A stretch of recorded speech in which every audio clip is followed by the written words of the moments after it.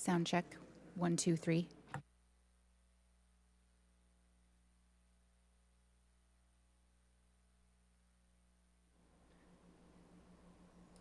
Sounds like they're getting ready, folks. Let's hope. Let's hope. Fingers crossed.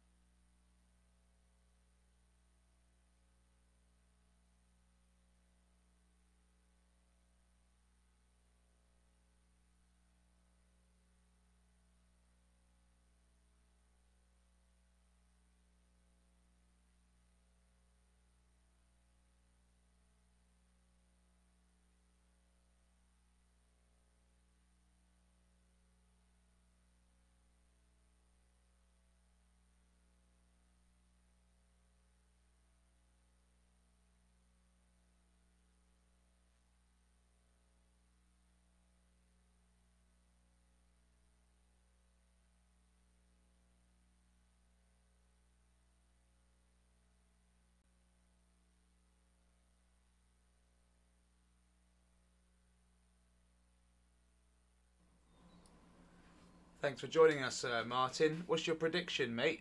Do you think they're going to give us anything useful?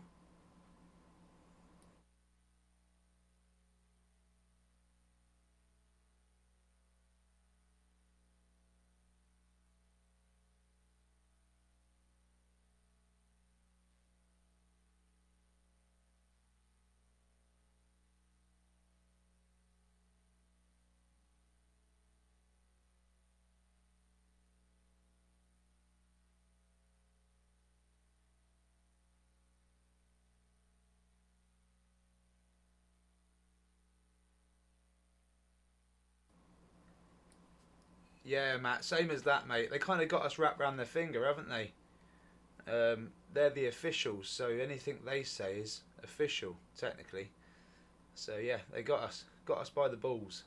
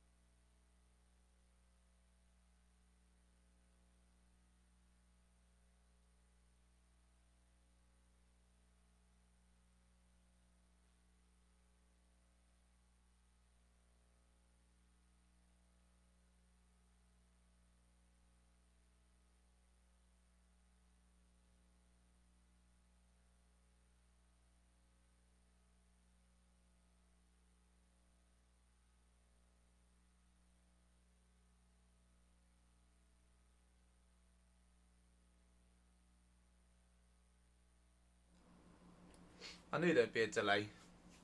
I just knew there'd be a delay. It's a bit like knowing when your systems are going to go down at work or something.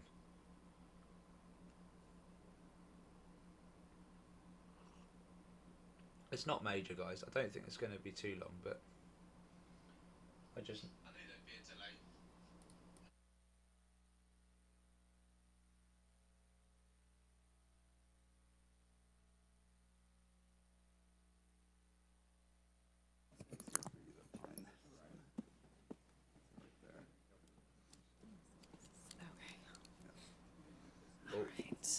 Okay, they're going to start.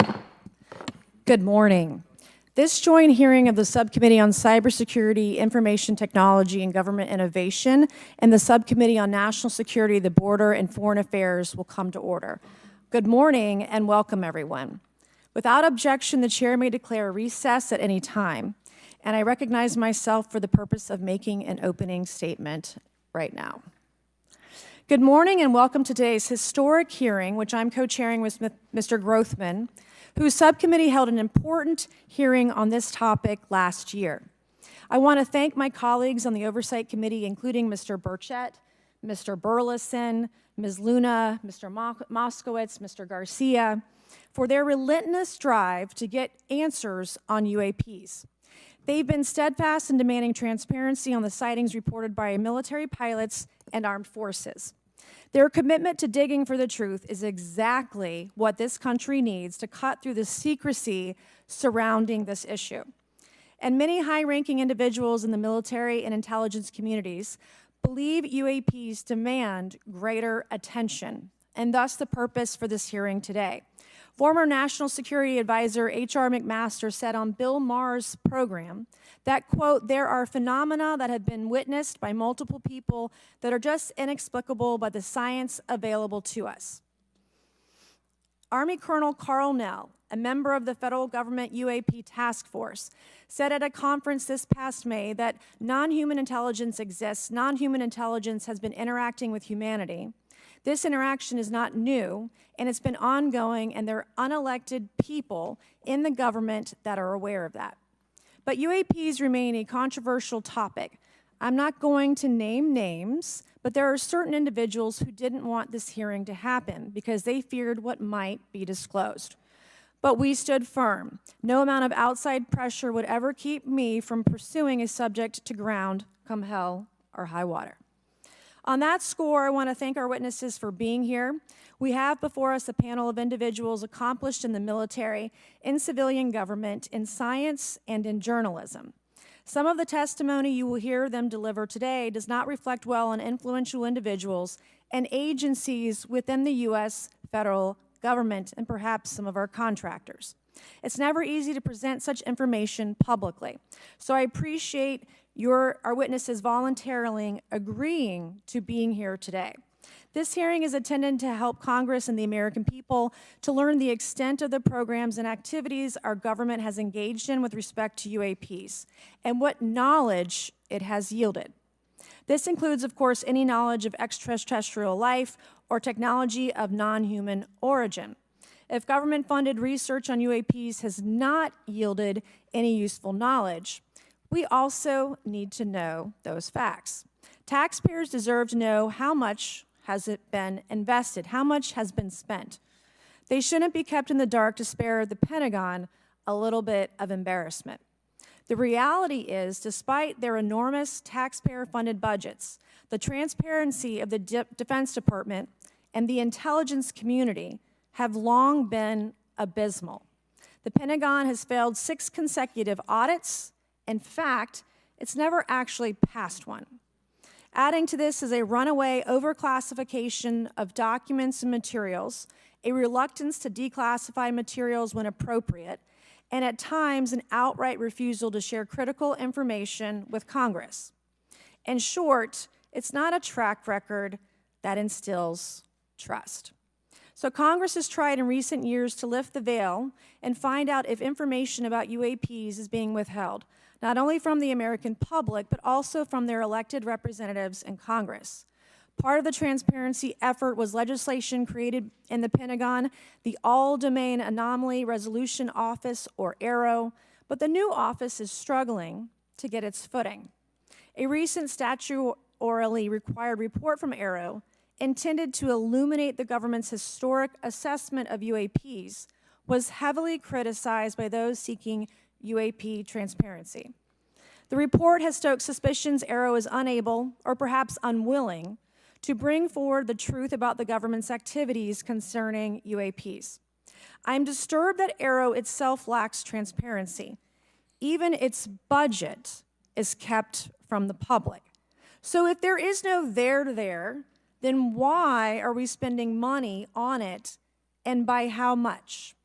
Why the secrecy if it's really no big deal and there's nothing there? Why hide it from the American people? Because I'm not a mathematician, but I can tell you that doesn't add up.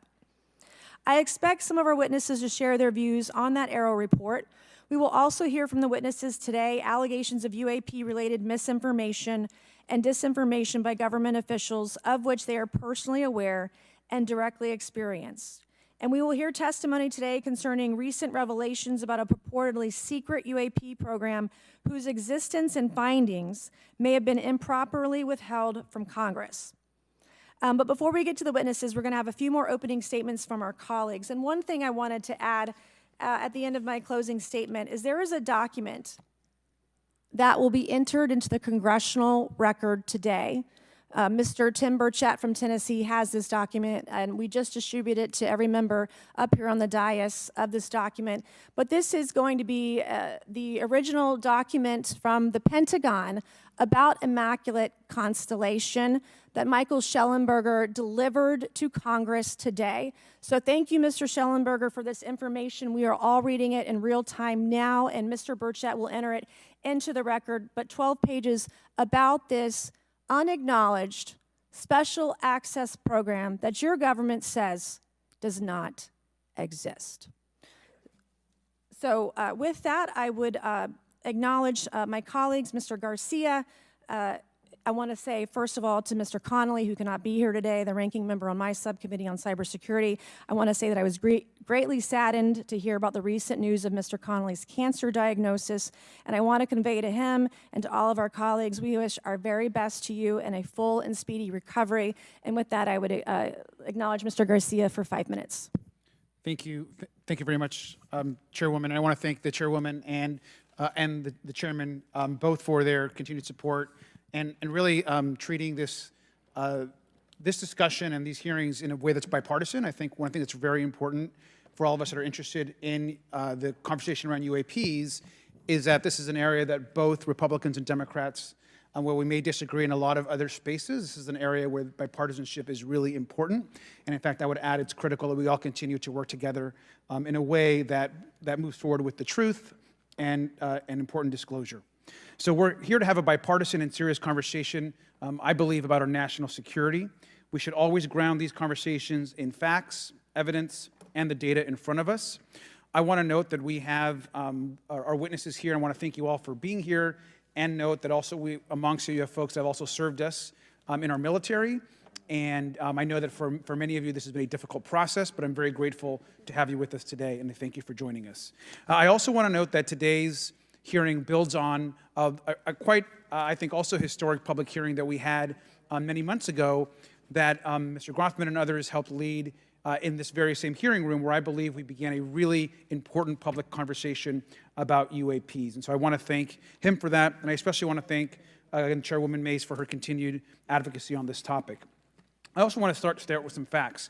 We know that there are objects or phenomena observed in our airspace, as our witnesses will testify, and also possibly in our oceans.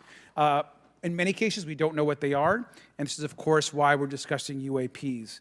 Now, the All-Domain Anomaly Resolution Office, AARO, has reported hundreds of UAPs that remain, quote, uncharacterized and unattributed, and which, quote, appear to have demonstrated unusual flight characteristics or performance capabilities and require further analysis. This is our own AARO office. Now, we shouldn't prejudge what they might be. I'm certainly not going to. We need evidence. But what we are detecting things, and we know that we don't understand them, and this is worth investigating. Now, the American people have legitimate questions, and I believe it's critical that Congress should help address them. This is about the truth and science and facts. Now, transparency and faith in our institutions is vital in a good democracy. Now, I'm proud to say that this hearing will build on that important bipartisan work, and I want to thank everyone for being involved, including members of our committee. Now, in our last hearing in July, we heard testimony that a significant number of pilots of major airlines have witnessed UAPs as well, but have no real confidential way of reporting them to the government. We heard that commercial pilots who encounter UAPs may be hesitant to speak openly due to stigma or fear of retaliation. We also know that AARO has reported that, and I want to quote, that most reports still reflect a bias towards restricted military airspace, a result of reporting from military personnel and sensors present in such areas. And so the lack of ability for civilian pilots raises real safety concerns and limits our ability to understand UAPs. This is a particular piece of this conversation that I am very interested in. Now, our last hearing inspired us to introduce the Safe Airspace for Americans Act, joined by Chairman Grothman, Chairwoman Mace, and a bipartisan group of co-sponsors. I see some of our leaders from Safe Airspace for Americans Act here, and that would create a safe reporting for UAP process, which we want to continue to do. Now, members of both parties and senior officials in multiple administrations have now taken an interest in this issue. Mainstream media, in many cases, are beginning to take more of an interest in this issue, and we should all be proud to carry that work and build confidence for the American people. I believe we can always be more transparent. To me, this hearing and others are simply about the truth and getting to the facts of what these UAPs actually are. It's very important that we show that Democrats and Republicans in Congress can work together to cut through misinformation and look for a serious and thoughtful way to have the discussion in public. Many of us have also called for additional public hearings to discuss UAPs. This should be a topic that continues on throughout the Congress so that we can gather more information, data, and work with the relevant agencies to gather more information. Finally, just want to add that those that are here on this dais, many of us have participated also in classified briefings as well, and where we have also gained a lot of important, I think, and interesting information, at least I personally have. And so with that information, we want to continue today's hearing, and I thank all of our witnesses for being here. And with that, I'd like to yield back. Thank you, Mr. Garcia, and I'd now like to recognize Mr. Grothman for a 5-minute introduction. Thank you. Good morning. I'd like to thank our witnesses for being here one more time. This is a topic I've been interested in since 8th grade. I'd like to thank Ms. Mace for working with me on this topic and for making this a joint subcommittee hearing. Last year, the Subcommittee on National Security, the Border and Foreign Affairs here held an historic hearing to understand the potential national security risk of unidentified anomalous phenomena, or UAPs. We heard from former Navy Commander David Fravor, who shared firsthand experience with a UAP he engaged while on duty in the Pacific. We learned from David Gresh, a former member of the intelligence community, who revealed the supposed existence of secret government programs hidden from congressional oversight. Additionally, former military pilot Ryan Graves informed us of the limited ways in which the military and commercial pilots can report UAP sightings. Since that last hearings, I've led several briefings with government agencies to deepen my understanding with these issues. First, the Department of Defense Inspector General's Office informed us that the Department of Defense does not have a streamlined process for service members to report UAP activity. Since then, the Joint Chiefs have implemented standards for UAP reporting across the services. The Intelligence Community Inspector General informed us that whistleblowers often fear retaliation for reporting mismanagement of highly sensitive government projects or information. Finally, AARO has expressed to the committee that, like any other federal government agency, it's faced challenges in its establishment, specifically in hiring staff to manage UAP historical records and coordinating with other federal agencies. While these agencies have been helpful to us in understanding the challenges that come from collecting UAP data, none of them have been able to substantiate the claims made at this hearing last year by David Grush. Despite our committee members endlessly questioning these agencies inside and outside of a SCIF, I hope our witnesses today will be able to provide evidence and content that is worthwhile to our pursuits of eliminating government waste and increasing transparency. To help alleviate some of the roadblocks, I'm supportive of measures that were included in last year's National Defense Authorization Act to increase transparency and improve record-keeping measures when it comes to UAPs. But I believe there's still more work to go. I co-led the Safe Airspace for Americans Act with Ranking Member Garcia, which requires the Federal Aviation Administration to develop procedures to collect UAP data from civilian aviators. I look forward to working with members of Congress to see that this legislation and other UAP legislation crosses the finish line. I'm deeply alarmed by the reporting of the massive drone swarm that flew over Langley Air Force Base in Virginia last December. Langley is the home of the 1st Fighter Wing, which maintains half of the F-22s in the U.S. Air Force inventory. Reports of this incident indicate these drones were roughly 20 feet long, flying more than 100 miles an hour at an altitude of over 3,000 feet. Yet the origin of these drones and their operators remains a mystery. This incident and other sightings near sensitive military installations highlights the complexity of the UAP challenge facing our intelligence, defense, and homeland security committees. Whether these phenomena are the result of foreign adversaries developing advanced technologies or something else entirely, we must take them seriously, investigate them thoroughly, and assess their implications on national defense. The repeated UAP sightings around sensitive military sites underscores the need for innovative defensive strategies beyond traditional measures. They also highlight the urgent need for updated policies to address emerging threats, as well as more effective interagency cooperation and intelligence sharing. However, none of this is going to be possible without transparency. For far too long, critical information about UAPs has been either classified or ignored, leaving the American public and key congressmen without clarity needed to make informed decisions. Declassifying reports and fostering a more open dialogue about UAPs will not only increase the public trust, but also encourage collaboration between government, the scientific community, and our allies. Quite frankly, there's been things that have been kept secret that is, I think, old enough that there is no reason it shouldn't be released, regardless of any so-called, private information. A transparent approach will allow us to share insights, identify patterns, and develop new strategic defenses. As we continue to investigate these phenomena, we must do so with a mindset of protecting our country, advancing scientific discovery, and upholding the trust of the American people, who right now I don't think have trust, and it's just obvious I don't have trust. We cannot shy away from the unknown, especially when the stakes are so high. I look forward to discussing these matters with the witnesses today. I'm hopeful we can learn from the testimony and come out of this hearing with actionable ideas to advance UAP transparency. Actually, the idea is just to say, in my mind, go back 15 years and everything has to be released. I'm hopeful that we can learn from their testimony and come out of this hearing. And with that, I yield back. Thank you. I will now recognize Mr. Moskowitz for a 5-minute introduction. Thank you, Chairwoman. Good morning, everyone. I first want to thank the chairs and ranking members for holding the hearing today on this topic and, again, having a second hearing. I want to thank the witnesses for coming forward today to share your expertise on UAPs and the need to build trust through transparency. But first, I want to mention, you might be wondering why Chairman Comer has allowed me to be a ranking member today, but it's really only because our dear friend, Jerry Connolly, is not here.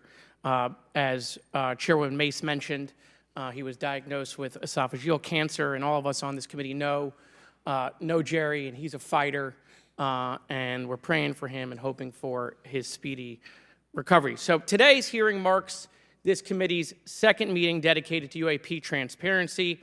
I was pleased, as I know all of us are, on the bipartisanship that existed in last year's hearing, and even though we can't talk about what happens in the classified settings, the bipartisanship that has existed in those settings with the questions members have asked.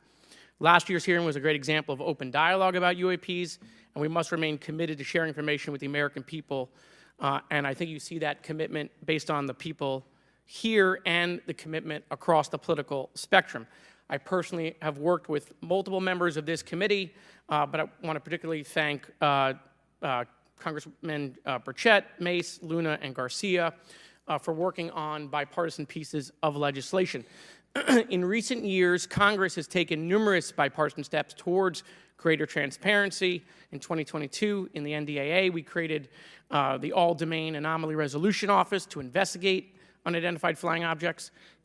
Following Aero, along with ODNI, released an unclassified report on UAP sightings. Of the 366 sightings included in the report, 171 remain uncharacterized, with some of these appearing to have demonstrated unusual flight characteristics or performance capabilities. That's a nice way of saying we don't want to tell you what they are.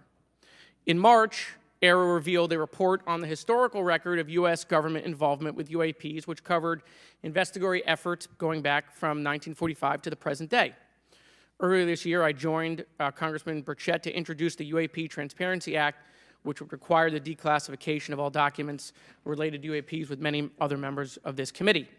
In fiscal year 2024, the NDAA required the National Archives and Records Administration to establish the Unidentified Anonymous Phenomena Records Collection. This collection will include digital copies of all unidentified UAP records that can be publicly disclosed. This commitment in transparency is vitally important, and unnecessary overclassification has led to a void of information, which has allowed theories over the decades to foster. When the American people and members of Congress ask, are reports of UAPs credible, we're met with stonewalling. We're met with responses of, I can't tell you. And in fact, we're met with people not wanting us to have hearings. We're met with people not wanting us to ask you questions. In fact, many of us were told not to ask some of you certain questions on certain topics. In a time of heightened distrust of our government institutions, I believe more transparency is not only needed, but is possible. And obviously, we can respect national security limits, but we also have to provide our constituents with the information and oversight that they have tasked us for. As part of this, government agencies must maintain open lines of communication with members of Congress. And there are regular questions that Americans have. What are UAPs? Are they real? Are they ours? How has this technology been developed? How do they get funded? Right? And now we've seen this has gone from a long time ago where you could discredit people because it's some guy living in a Winnebago. You're able to see people now, these are pilots, these are military, these are folks with serious backgrounds. This has changed the face of this because now we have video. People will have questions. We know there are advanced technology programs. Almost 15 years ago, one of those came out of Area 51 to go after Osama bin Laden. And the only reason we know about that is because one of those helicopters was downed. Americans have questions about whistleblowers who have come forward to talk about retribution.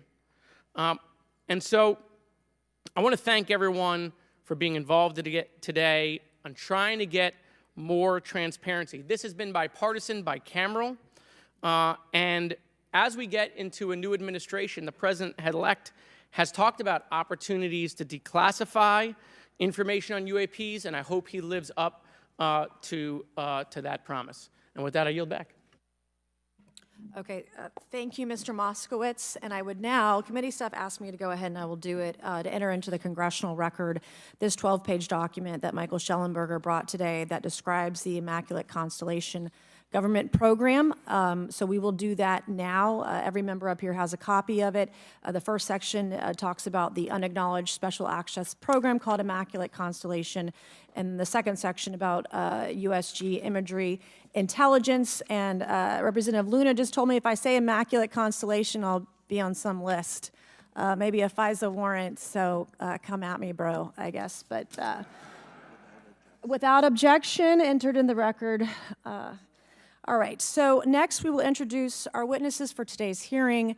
Thank you so much for being here. Our first witness is retired Rear Admiral Tim Gallaudet, who retired from the U.S. Navy and is now the Chief Executive Officer at Ocean STL Consulting.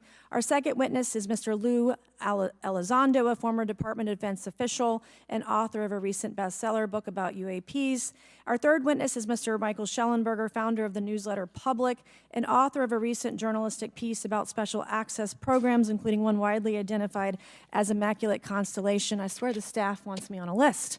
Okay, and our last witness today is Mr. Michael Gold, a former NASA official who is also a member of the NASA UAP Independent Study Team.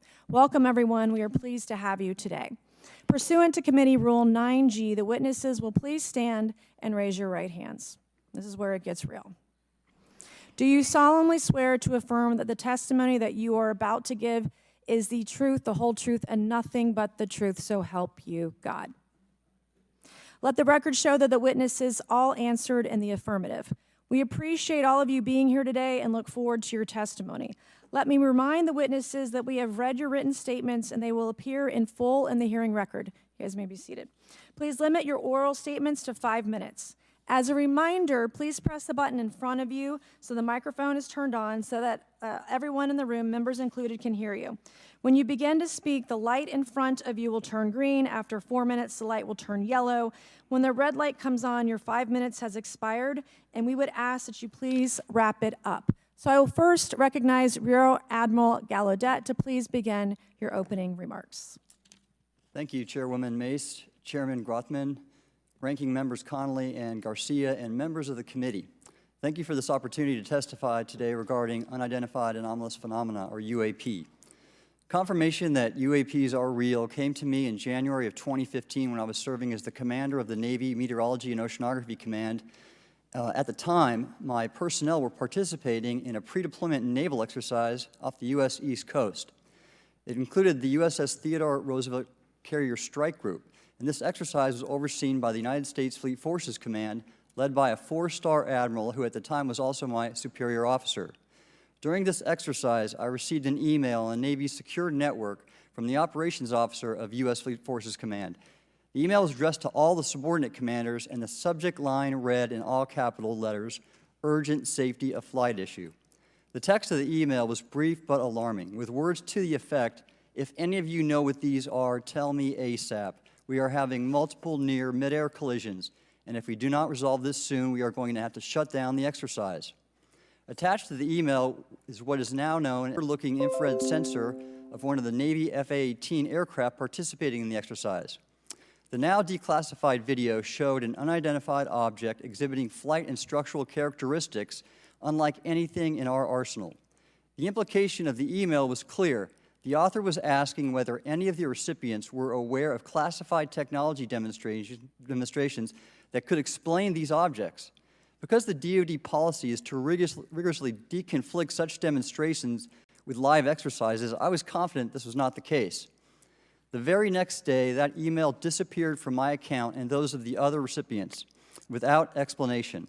Moreover, the commander of Fleet Forces Command and the operations officer never discussed the subject. Even during weekly meetings specifically designed to address issues affecting exercises like the one in which the Theodore Roosevelt Strike Group was participating. This lack of follow-up was very concerning to me. As the Navy's chief meteorologist at the time, I was responsible for reducing safety of flight risks.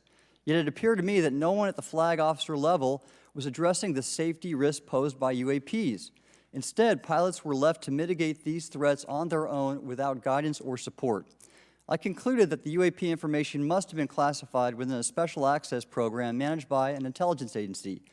That is a compartmented program that even senior officials, including myself, were not read into.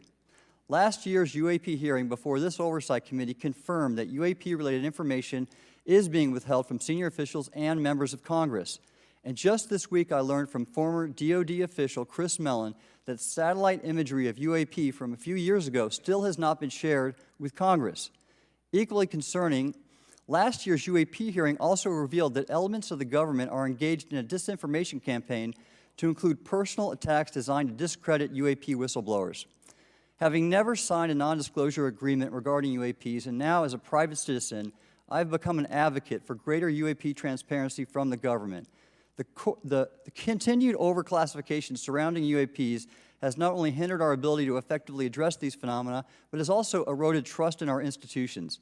While I applaud previous bipartisan legislation passed by Congress concerning UAPs, a more comprehensive approach is needed to address the broader implication of UAP on public safety and national security, as well as the socioeconomic opportunities that open UAP research could unlock. Therefore, I recommend Congress take the following action, which I believe will receive bipartisan support.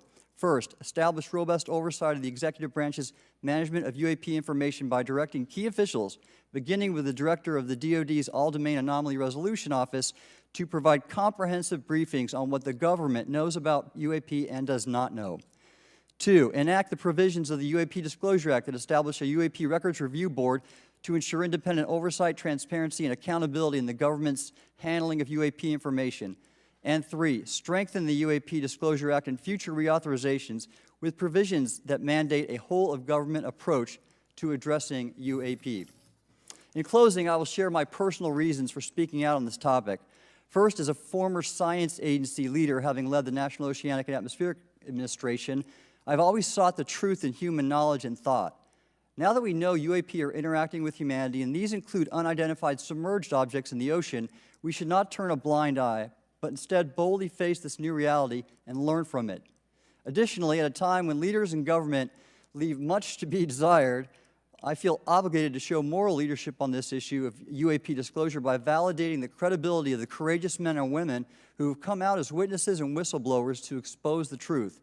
My speaking out has encouraged others to do the same, and it's my hope over time that a number of your constituents will want to know the truth and about UAP, and this number will increase to such an extent that the congressional action I have just recommended will become inevitable.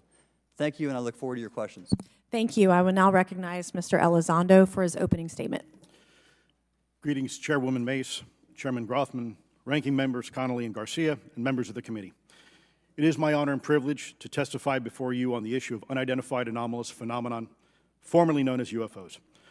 On behalf of our brave men and women in uniform and across the intelligence community, as well as my fellow Americans who have awaited this day, thank you for your leadership on this important matter. Let me be clear. UAP are real. Advanced technologies not made by our government or any other government are monitoring sensitive military installations around the globe. Furthermore, the U.S. is in possession of UAP technologies, as are some of our adversaries. I believe we are in the midst of a multi-decade secretive arms race, one funded by misallocated taxpayer dollars and hidden from our elected representatives and oversight bodies. For many years, I was entrusted with protecting some of our nation's most sensitive programs. In my last position, I managed a special access program on behalf of the White House and the National Security Council. As such, I appreciate the need to protect certain sensitive intelligence and military information.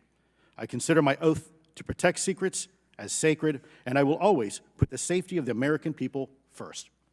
With that said, I also understand the consequences of excessive secrecy and stovepiping. Nowhere was this more apparent than in the aftermath of 9/11, which many of us remember all too well. I believe that America's greatness depends on three elements: A, a watchful Congress, B, a responsive executive branch, and C, an informed public. Over the last decade and a half, I learned that certain UAP programs were and are operating without any of these elements.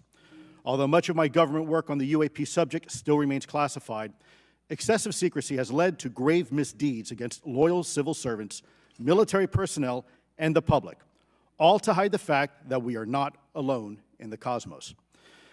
A small cadre within our own government involved in the UAP topic has created a culture of suppression and intimidation that I've personally been victim to, along with many of my former colleagues. This includes unwarranted criminal investigations, harassment, and efforts to destroy one's credibility. Most Americans would be shocked to learn that the Pentagon's very own Public Affairs Office openly employs a professional psychological operations officer as the singular point of contact for any UAP-related inquiries from citizens and the media. This is unacceptable.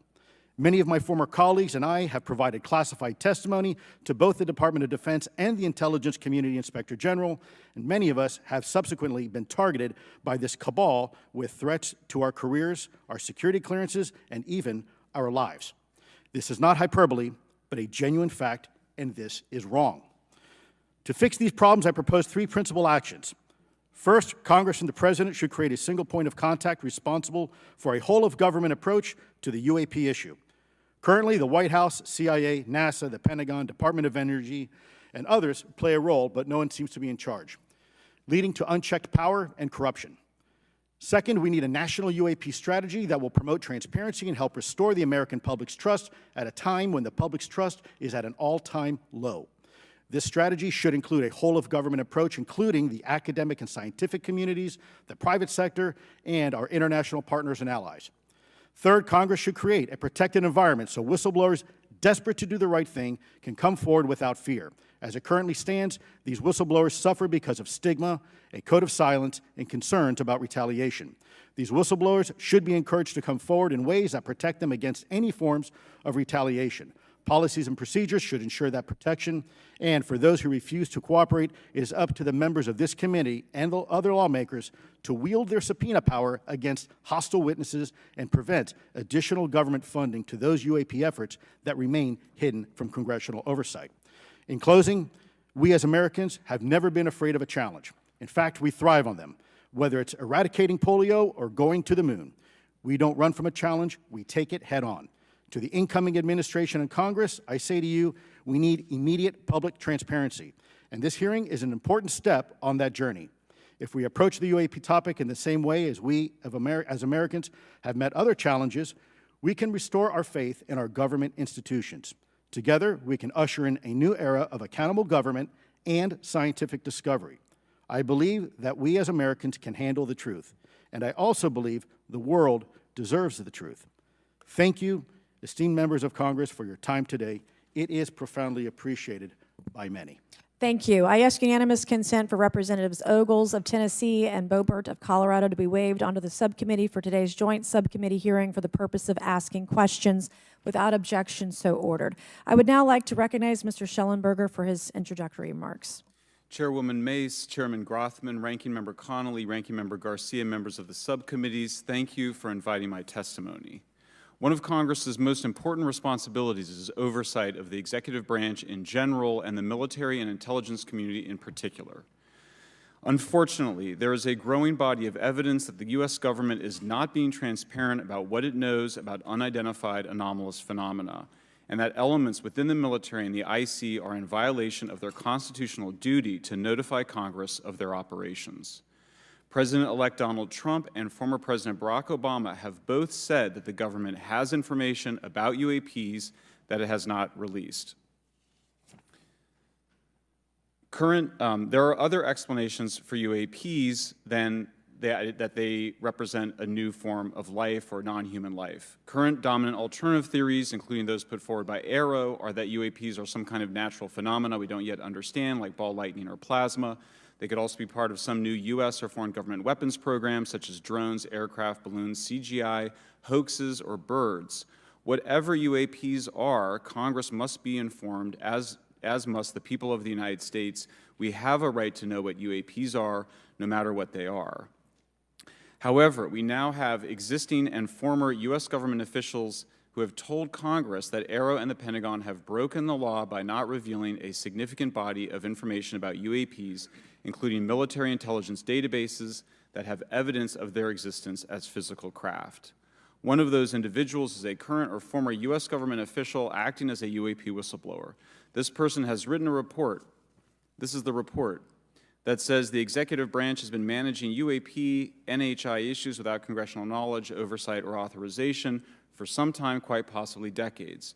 Furthermore, these individuals have revealed the name of an active and highly secretive DoD unacknowledged special access program, or USAP. The source of that document told me, that the USAP is a strategic intelligence program that is part of the U.S. military family of longstanding, highly sensitive programs dealing with various aspects of the UAP problem.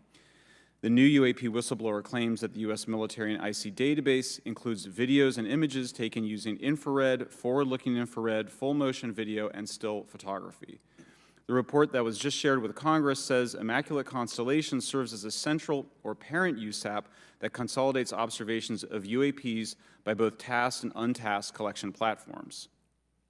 Immaculate Constellation includes high-quality imagery intelligence and measurement and signature intelligence of UAPs, the whistleblower's report adds. The sources of this intelligence are a blend of directed and incidental collection capabilities, positioned in low Earth orbit, the upper atmosphere, as well as military and civilian aviation altitudes and maritime environments. The report to Congress details in detail various UAPs, including spheres, orbs, disks, saucers, ovals, triangles, boomerang, arrowhead, and irregular organic. The report describes various incidents found in the human intelligence databases. One involved orbs surrounding and enforcing an F-22 out of its patrol area. In another incident, the crew of a Navy aircraft carrier watched a small orange-red sphere rapidly descend from a high altitude of 100 to 200 yards directly above the flight deck of the CVN, or aircraft carrier. And since my reporting on this Immaculate Constellation last month, another source came forward who told me that they saw a roughly 13-minute-long, high-definition, full-color video of a white orb UAP coming out of the ocean approximately 20 miles off the coast of Kuwait. It was filmed from a helicopter. Then halfway through the video, the person said the orb is joined by another orb that briefly comes into the frame from the left before rapidly moving again out of the frame. The person discovered the video on SIPR, the Secure Internet Protocol Router Network, which the DoD uses to transmit classified information. A leading UAP researcher who utilizes the Freedom of Information Act to find out what the government knows, John Greenwald, told me last year that the U.S. government had been increasingly denying his requests for UAP information. He has been doing FOIA requests for 27 years and has an archive of 3 million pages. The government has for decades denied any interest in UFOs, he told me, but the documents that he has assembled show that behind the scenes it was a completely different story. Contrary to the hopes of many advocates of transparency, the government has been restricting more information since the leak of 3 UAP videos in 2017. The DoD organization AARO has been labeling many documents with a B7 exemption, which Greenwald says does not make any sense. They're stating that anything AARO does is involved in law enforcement investigation, which allows AARO to not release it. Greenwald says that the DoD has denied the existence of a UAP and ATIP-related records on multiple occasions, only to acknowledge them after an appeal was filed. He added that the Naval Air Systems Command in March 2022 stated they found no additional UAP videos. It seemed strange that they had 3, and only those 3, but other requests had been filed by the Black Vault, that's John Greenwald's group, to seek out more places UAPs might be hiding. Then, in September 2022, the Navy admitted that the UAP-related videos and photographs existed, but denied the request in full for their release, saying that the requested videos contain sensitive information that are classified and exempt from disclosure. The DoD will deny things on a Monday and then admit to it on a Friday, said Greenwald. He said the government can and does release videos that protect secret methods of capturing it. They fall back on the sensitive platform excuse a lot, he said. However, the on-screen information can be blurred and scrubbed. The metadata can be removed. I'll show you this example here. This is a presentation from the UATP task force. This is completely absurd. It's nuts, this level of censorship, of redaction on a document. It shows the redaction of how many reports they've collected, for how many years. 2 of the 3 potential explanations are blacked out. The Pentagon, the intelligence community is treating us like children. It's time for us to know the truth about this. I think that we can handle it. Thank you very much. Thank you. I would now like to recognize Mr. Gold for 5 minutes. Thank you, Chairwoman Mace, Chairman Groffman, Ranking Members Connolly and Garcia, Representative Moskowitz, and distinguished members of both subcommittees. I'm grateful to all of you, as well as your intrepid staff, for the opportunity to testify, and would like to begin by discussing courage. Courage is what it takes to tackle this topic, and courage in the face of adversity is what I see in front of me, beside me, and behind me. Per my introduction, I am currently the Chief Growth Officer at Redwire Space and have had several leadership positions at NASA. That being said, I want to be clear that I am speaking exclusively on my own behalf and not for Redwire, NASA, or any other organization. However, I am here today to speak out for science. Science requires data, which should be collected without bias or prejudice. Yet, whenever the topic of UAP arises, those who wish to explore the phenomena are often confronted with resistance and ridicule. For example, members of the NASA UAP Independent Study Team, particularly those in academia, were mocked and even threatened for simply having the temerity to engage in the study of UAP. Our best tool for unlocking the mystery of UAP is science, but we cannot conduct a proper inquiry if the stigma is so overwhelming that just daring to be part of a NASA research team elicits such a vitriolic response. Therefore, one of the most important actions that can be taken relative to exposing the truth of UAP is to combat the stigma, and this is where I believe that NASA can be eminently helpful. The NASA brand is synonymous with hope, optimism, and credibility. If you were to take a walk down the National Mall, you would immediately see the NASA logo on T-shirts, hats, and bumper stickers. Few federal agencies enjoy this kind of popularity. I've never seen anyone wearing an Office of Personnel Management T-shirt, which is why NASA could play such an influential role. Specifically, NASA could, with relatively little cost and effort, host symposia on UAP, or even just participate in existing panels examining the topic. NASA personnel stepping forward and participating in such discussions would make a powerful statement to the scientific community that UAP should be taken seriously and researched accordingly. In regard to research, NASA has vast archives, much of which may contain important UAP data. Again, for relatively little cost and effort, NASA could create an AI or ML algorithm that could search the agency's archives for anomalous phenomena. I suspect that such an effort would not only result in information that will help us to understand UAP, but could result in data that will assist in other areas of scientific inquiry, such as anomalous weather or meteorite activity. Beyond its existing archives, NASA could act as a clearinghouse for civilian and commercial UAP data. During my work on the UAP Independent Study Team, it quickly became evident that there is no clear or well-publicized process for civilian pilots to report UAP sightings. The stigma associated with UAP hampers the number of pilots that would report such phenomena, but even for those who overcome the stigma, I believe the current FAA guidance is largely unknown and poorly understood. In order to effectively collect UAP data, the independent study team recommended the use of NASA's Aviation Safety Reporting System, or ASRS. This system, which is administered by NASA and funded by the FAA, provides a confidential means for the reporting of safety violations in a voluntary and non-punitive manner. Over 47 years, the ASRS has collected nearly 2 million reports. ASRS is the perfect tool to collect UAP data, which could then be collated by NASA and shared with the public at large. Leveraging ASRS could create a treasure trove of UAP data, potentially hundreds of thousands of reports, supporting this hearing's goal of exposing the truth. And I'm grateful to our 2 co-chairs and other members who have already incorporated this idea into proposed legislation. At this hearing, and as others have demonstrated, the UAP issue is justifiably dominated by national security and defense. However, I would urge the subcommittees to keep in mind the numerous ways that NASA and the FAA, as well as commercial activities in the air, in space, and in the water, can generate a massive amount of invaluable data on anomalous phenomena. I cannot help but be excited by the potential for such an endeavor, since scientific discovery is driven by anomalies. It's the existence and study of anomalies that led to the theory of relativity, quantum mechanics, and nearly all of humanity's scientific breakthroughs. This is why the study of UAPs should be embraced, since whatever is occurring, the chance to garner new knowledge should never be ignored. We must be thorough in collecting information, fearless in making conclusions, and open to following the data, no matter how mundane or extraordinary the results may be. I began this testimony by praising the Joint Subcommittee members for their courage, and I will end by echoing that sentiment. As the saying goes, the truth is out there. We just need to be bold enough and brave enough to face it. Thank you. Thank you. Thank you all. I will now recognize myself for 5 minutes of questioning. I have a lot of questions, and I have a lot of witnesses. So I would just ask, if it's yes or no, to please just tell me yes or no.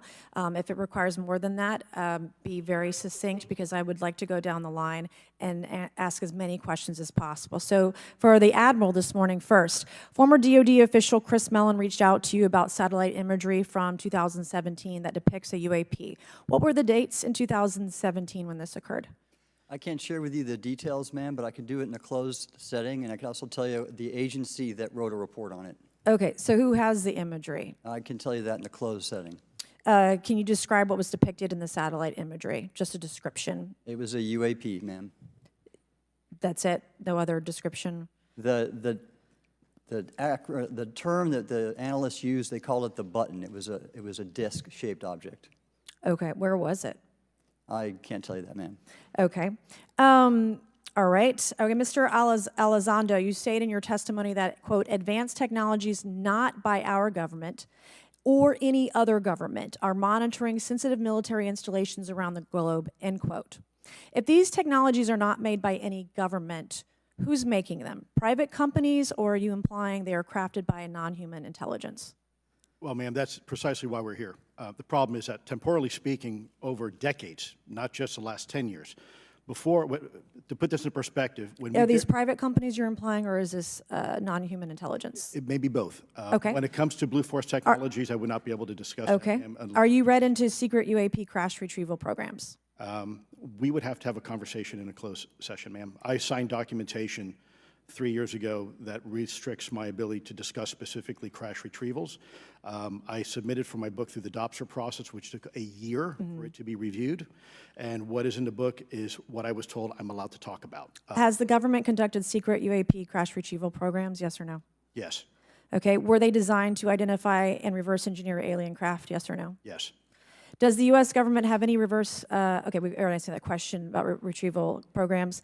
Do any U.S. contractors have the same? I would prefer to address that in a closed session, ma'am. Okay.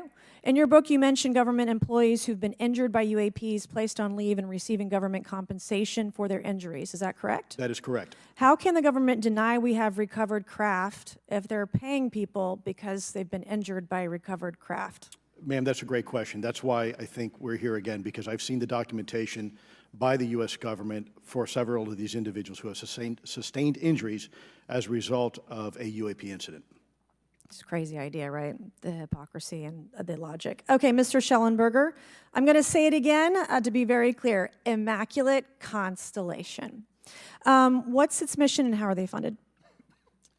Its mission is to, as I stated, its mission is to, it's an unacknowledged special access program. Its mission is to document UAPs. Okay, and do you, for your story and your report, do you have more than one credible source? I do. Sourcing, okay. I do. And then why do you believe your sources to be credible? How do you judge the veracity of the documentation you've been provided about this program? I checked the sources, and they are who they say they are. They are current or former government officials. I wanted to also add that I did not specify that they were Defense Department employees. I didn't specify the agency nor the gender. Would they have included non-government employees, people that aren't employed by the government? These are, I'm comfortable saying that these are government or previously government employees. Any of them currently employed by a private contractor or private contractors? I'd rather not say. Okay. What's the key takeaway, just a few seconds, about the Immaculate Constellation document you provided us today?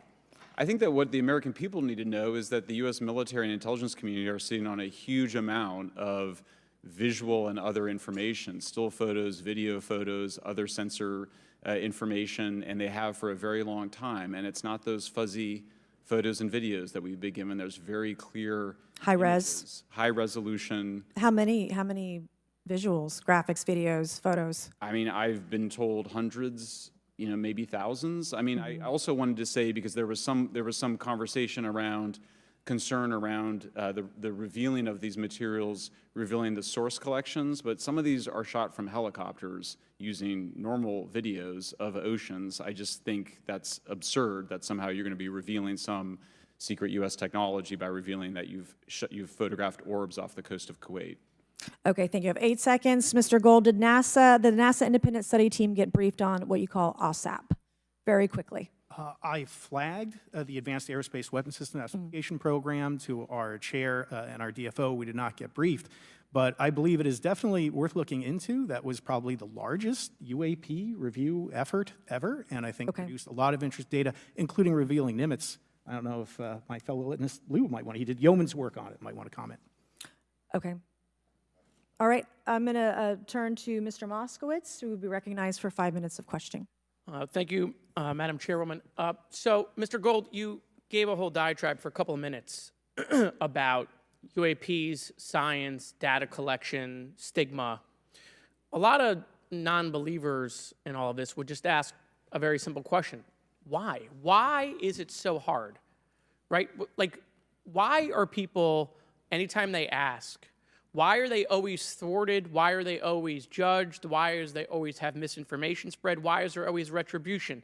Why is it always met with an ear? What's the why? If it doesn't exist, why is it such a problem? I think if you go through the history of science, Representative, it is always difficult for breakthroughs and new information, regardless of whether it's UAP or any other kind of discovery. And in science, we're supposed to be open, but when you break with the orthodoxy of what's believed, whether it's Galileo saying that the Earth doesn't rotate or the Earth rotates around the sun or the sun doesn't rotate around the Earth, it's always challenging for new beliefs. And the more extraordinary those discoveries, the more extraordinary those new beliefs, it's very difficult. So I think this is natural. There's natural conservatism that when it comes to science, but this issue in particular has been very difficult where, again, even to attempt to study it becomes problematic. But every hearing like this, every news report, every video, documentaries, I was privileged to be a part of something Dan Fair is putting together. I think many of us have interviewed for it, documentary over 30 different government officials. Every brick in the wall will help get us closer to getting to the truth. I appreciate that. Mr. Elizondo, did I have that correct? Sir. I'm a recovering lawyer, so I'm going to put my hat on for a second. You said you signed a document. Love that. Who gave that to you? The U.S. government, sir. Okay, you have a copy of it? It is stored in a SCIF right now. I do not have possession of it. The U.S. government does. What department of the U.S. government gave you this document? I will say the Department of Defense. Unfortunately, I can't say in this forum much more than that. You specifically said the document said you can't talk about crash retrieval. Well, you know, you can't talk about Fight Club if there's no Fight Club. Correct. Okay, I'm just making an observation. Yes, sir. So that document that you signed, that you said exists, specifically said you can't talk about crash retrieval. Correct, sir. It was a limitation on what because already I'd been speaking publicly about the topic, and so the document said you can continue saying X, Y, Z, but you cannot discuss the topic. When you of crash give retrievals. me the atmosphere of signing this document. You're in a room by yourself, I'm in a skiff with a security officer, sir. just one-on-one. Anybody else? There may have been an assistant as well. It was in a skiff within a Department of Defense facility. Give me your background real quick. My background is I went to school to study microbiology and immunology, entered into the U.S. Army, and after a very short stint in military intelligence, I became a counterintelligence special agent. As a civilian, later on I became a special agent in charge, running investigations in counterterrorism and counterespionage primarily, with some experience in counterinsurgency and counternarcotics. And then in 2009 timeframe, when I came back to the Pentagon after a tour with the Director of National Intelligence, I quickly became part of a program that was originally called OSAP that evolved into the program now called ATIP, which is where those videos that we now see, the Go Fast, the gimbal, the FLIR, that was part of our effort, sir. Right. So you're not some conspiracy theorist. You actually have a legitimate background. Well, sir, I'm certainly not a conspiracy theorist. I'm fact-based, just a fact. So when you're in this room, I want to paint the picture of everybody. You're in this room, you're by yourself, you're in a skiff, you're handed a document. How long is the document?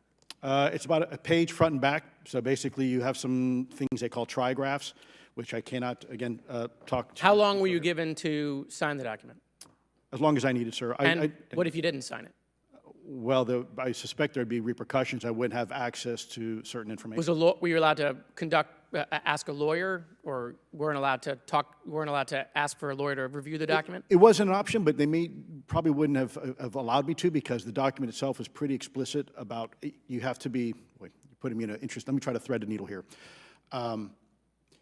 There are certain documents that we have in the U.S. government that allow people to have access to certain programs, whether it's a special, and I'm going to be very generic here, whether it's a special access program or a controlled access program, SAP, CAP, whatnot. How many people have to sign that document? It depends how many people are going to get access to the information, sir. Okay. Last question. Doctor, real quick, can you tell us about the Omaha incident in greater detail? I've read your background, right? Some people would label you as a member of the deep state, since you worked in government for a long period of time. But can you tell us more about that incident? You've written a lot about that. I wrote a lot about incidents like it, Congressman, but that specific incident involved the USS Omaha, the littoral combat ship of the U.S. Navy operating off Southern California. I don't remember the exact date. It was within the last decade. And what the watchstanders on the bridge observed was a UAP, again, something that was aloft but had no observable exhaust or control surfaces. So it was something that couldn't be explained. And then they saw it enter the water from the atmosphere and going through the air-sea interface, and so thus exhibiting trans-medium travel. Thank you. I yield back. Thank you. I'll now recognize Mr. Grothman for 5 minutes of questioning. Yeah, we'll start with Mr. Gallaudet. During a previous UAP hearing, Navy Commander David Fravor discussed the TikTok object engaged in 2004. Are you familiar with the incident, the TikTok incident? Yes, sir. That's almost 20 years ago, right? Yes, sir. It's been said there are more videos, documents, and reports related to this incident. Do you believe the information regarding the TikTok incident should be available to all members of Congress? And in your expertise, what reason would the Department of Defense possibly have for not releasing information that's over 20 years old? Thank you, Congressman. I don't think there's any good reason to withhold information and important data, especially of national security concern, from Congress. What would they say? I will speculate, sir, that they don't want to share that kind of information because it reveals weaknesses in our ability to monitor and protect our airspace. Okay. In your written testimony, you claim last year's UAP hearing before this Oversight Committee confirmed that UAP-related information is, well, it's not only being withheld, but that elements of the government are engaging in a disinformation campaign to include personal attacks designed to discredit UAP whistleblowers. Could you elaborate on that statement a little?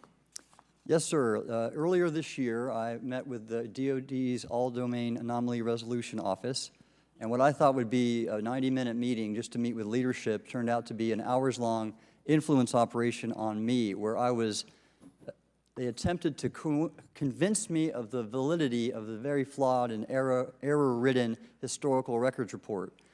In addition, they tried to have me question very valid UAP reports like the Tic Tac incident, and even coming to stating possibly that the Tic Tac was American technology. And then, of course, if you ask David Fravor or Alex Dietrich, the two witnesses, they were convinced it was otherwise. And then, and they also cast discredit on various UAP whistleblowers and witnesses to question their validity and credibility as witnesses. Okay. We'll go to Mr. Elizondo. Hope I got that right, or not at least Close not enough, that sir. right. You're familiar with the recent drone incursion over Langley Air Force Base? Yes, sir. The owners of these drones remain unclear.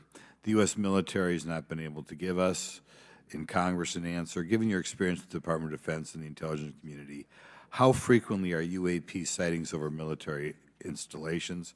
And secondly, I suppose hypothetically you could have incursions over just, say, regular airports. Is it obvious these incursions are more likely over military facilities than just a random airport out there? Yes, sir. There's definitely enough data to suggest that there is certainly some sort of relationship between sensitive U.S. military installations, also some of our nuclear equities, and also some of our Department of Energy sites.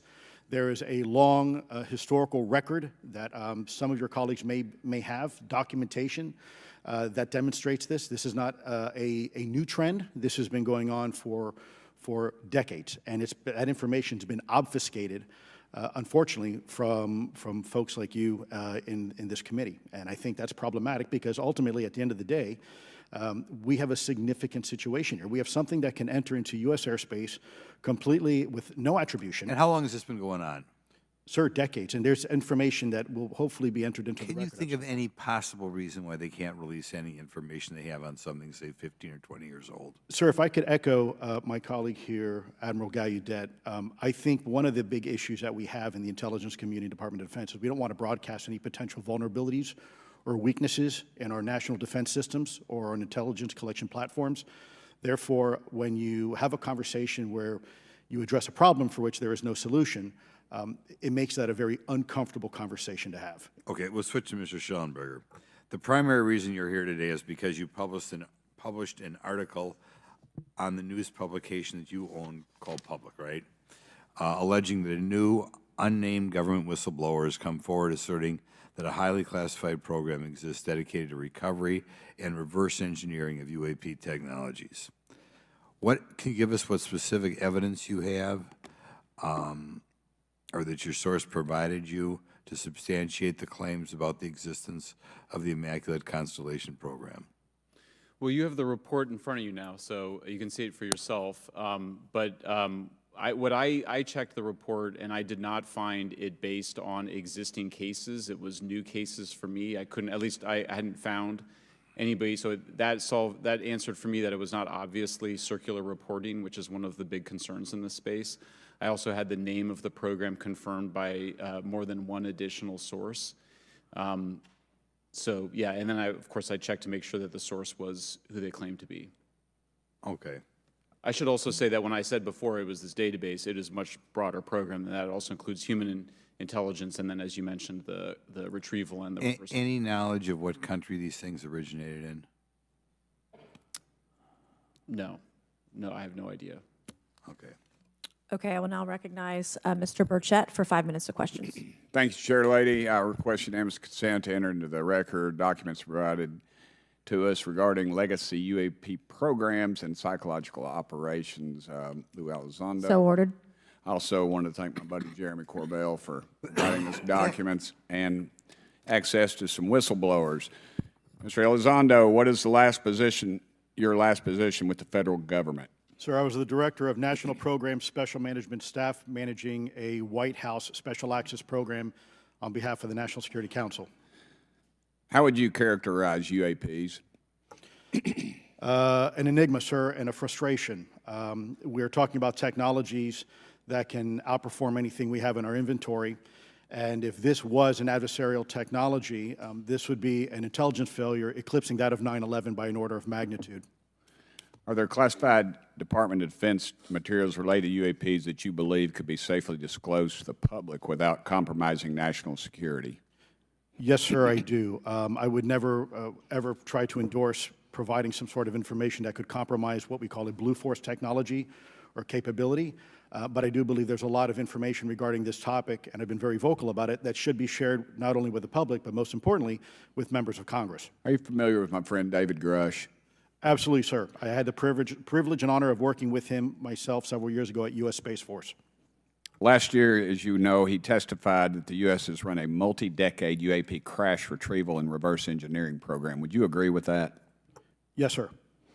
Are there UAP programs operating without proper congressional oversight? 100%. What are they? Unfortunately, sir, I would have to have that conversation in a closed session. I know you said that, and a lot of people are frustrated with those kind of answers, but we're asking those kind of questions so you all know what the heck we're up against. You also mentioned in your opening statement that the Pentagon's Public Affairs Office employs a psychological operations officer as the singular point of contact for UAP-related inquiries. Why the heck would they do that? Sir, that's a great question. I would ask the Pentagon. There's a long history here of that individual providing misleading and false information to the public through various news outlets and media outlets in order to discredit this topic. I've personally been victim to it. We have the documentation to substantiate where this information has been absolutely inaccurate, that has been provided time and time again, and it turns out that that individual was also working with former leadership of Arrow at the time as well. And we punish them by giving them multi-million dollars more than they ask for every year. Admiral Gallaudet, you mentioned in your opening statement on an email you received from the operations officer of the Fleet Forces Command regarding unknown objects almost colliding with U.S. military planes. Did anyone respond with knowledge of what the objects were? I received no response, sir. Did the exercise get canceled? The exercise did not get canceled. Why do you think the commander of Fleet Forces operations officer never discussed the incident again? Sir, I'm speculating because I didn't have an exchange with him, but I believed it to be part of a special access program, the information and the video, which we have known now it was, and he realized he couldn't share that openly with the recipients of the email, and therefore the email was pulled from everybody's account. Again, tell us what happened to the email from the commander of Fleet Forces. The day after I received it, and all the other recipients received it, which were all the subordinate commanders of U.S. Fleet Forces, so 1- and 2-star admirals, including strike group commanders, the email was wiped or deleted from our accounts, Okay. and then no one talked about it. All right. Have you specifically had any experience with submersible objects? Sir, I've no personal experience, but I've had witnesses on submarines come to me and say they've seen on sonar data. Correct. Okay. Yeah, how would USOs. you characterize those, and how do they move? The one instance that was revealed to me was in the 80s on a nuclear-powered submarine, a ballistic missile submarine, that the object exhibited the characteristics of a Russian torpedo in terms of its speed of movement and closing rate with the submarine, and then it slowed and followed the submarine slowly in its wake for a period of minutes, and then rapidly exited the scene. And nothing that we know of and technology-wise could replicate that. And the speed of these objects was faster than anything that we have or anybody else has that would be manned. Is that correct? It was on the order Underwater. of a torpedo. So Yes, sir. Yes, sir. But as it exited, it did. Well, I don't exactly know how fast a torpedo is, but I expect it does better than my old outboard Scott Atwater, so I'll take that as a yes. Yes, okay. sir. Have you experienced any experience with the All-Domain Anomaly Resolution Office, ARROW? Yes, Congressman, as I mentioned previously, I have met with them. Okay. You heard Mr. Elizondo describe psychological operations for those contacting the Department of Defense about UAPs. You mentioned a similar influence operation by ARROW. Why are federal agencies invested in running information operations about UAPs if they do not exist? Yes, sir. But I'll make a statement on Arrow's behalf. They have new leadership. The office has reached out to me to meet again, and I take that as a good faith effort, and we'll see where that goes. Thank you, Chair Lady. I've run over. Thank you. Thank you, Mr. Tennessee. I would now like to recognize Mr. Higgins. You're the king of Tennessee. Mr. Higgins, you're recognized for 5 minutes of questions. Thank you, Madam Chair. Mr. Elizondo, Mr. Schellenberger notes in the report that we've been given for this hearing. I believe, Mr. Schellenberger, let me shift you, are the author of this report. I'm sorry, sir, I'm not the author Mr. of. Schellenberger, were you the author of this report? No, I was no not. name on it. No, Do you know the author? I do. You do. And how would you estimate that madam or gentleman, the author? The person is a current or former U.S. government employee. And it states here that this is the public version of the author's report. Yes. So where might one find the non-public version of the author's report? I don't know the answer to that. Would that be with the Department of Defense? I don't know. But you do know the author. I do. You know what the author's sources were? The author's sources are described in the report. These databases, the Immaculate Constellation. Right, but you expressed some confidence in the sources I would. earlier in I do. testimony. You expressed confidence. So do you know those sources? I do. Are they within the Department of Defense? I can't say. You can't say or you won't say? I won't say. Okay, why not? Because I protect my sources, and I think the reason. But you're not naming them. It's a big department, but many of us on my side of the aisle would say it's far too big. So you're talking about the Department of Defense, sources from within the Department of Defense?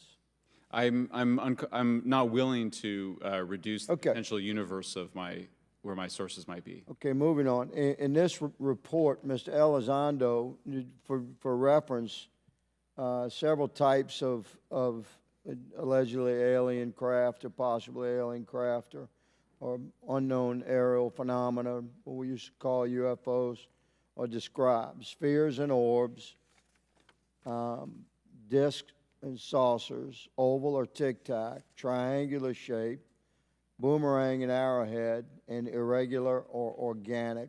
Mr. Elizondo, does that summarize to you the types of craft that we're discussing today? Sir, that is a general morphology, historically speaking, of many UAP. So those descriptions are very different craft. Is it your assessment that they would come of different origins? It's possible, but it's also could be in sense a matter of utility. And let me just state for the record, I never read the report that or the article that Mr. Schellenberger put out. The reason That's a good point. We're just referencing it. Yes, sir. For descriptive purposes for the American people. Mr. Schellenberger, in this report, it's striking to me that regarding the descriptions of experiences with these various craft, several of them include biological effects and several do not. Are you familiar with what I'm talking about? Yes. Okay, so spheres and orbs, triangular craft, and irregular or organic craft include some descriptions of biological effects, including feelings of unease, electronic device malfunctions, long-term psychological effects such as anxiety or insomnia have been noted, feeling of being watched, a shared awareness with the triangle craft, and under the irregular and organic craft, biological effects include physical sensations of warmth or cold and unexplained smells and psychological distress. So these are very specific descriptions of the reactions of human beings, which allegedly have been noted from a study here, a report. All of those experiences would have been described by the sources that the author used? I'm not sure I understand your question. This is a very broad description of biological effects. And it's striking to me that they are present with relation to some types of craft, but Right. absent in others. This would require a great deal of research and study. Can you explain that? My understanding is that this is, the database is very large. It includes both the images, the videos, the still images, as well as the human intelligence, the reports, the raw data from individuals having these experiences. So in answer to your question, yeah, I mean, I think we're looking at a very large amount of data collected over many decades. And that data is held by the Department of Defense? Well, I will say that after I published, I was told that this program, that the USAP was actually managed by the Department of Defense, but held at the White House. Roger But that. that's a single source, and I don't have multiple sources to verify that. Thank you, sir. I did my best to trick an answer out of you, but I was partially successful. Madam Chair, I yield.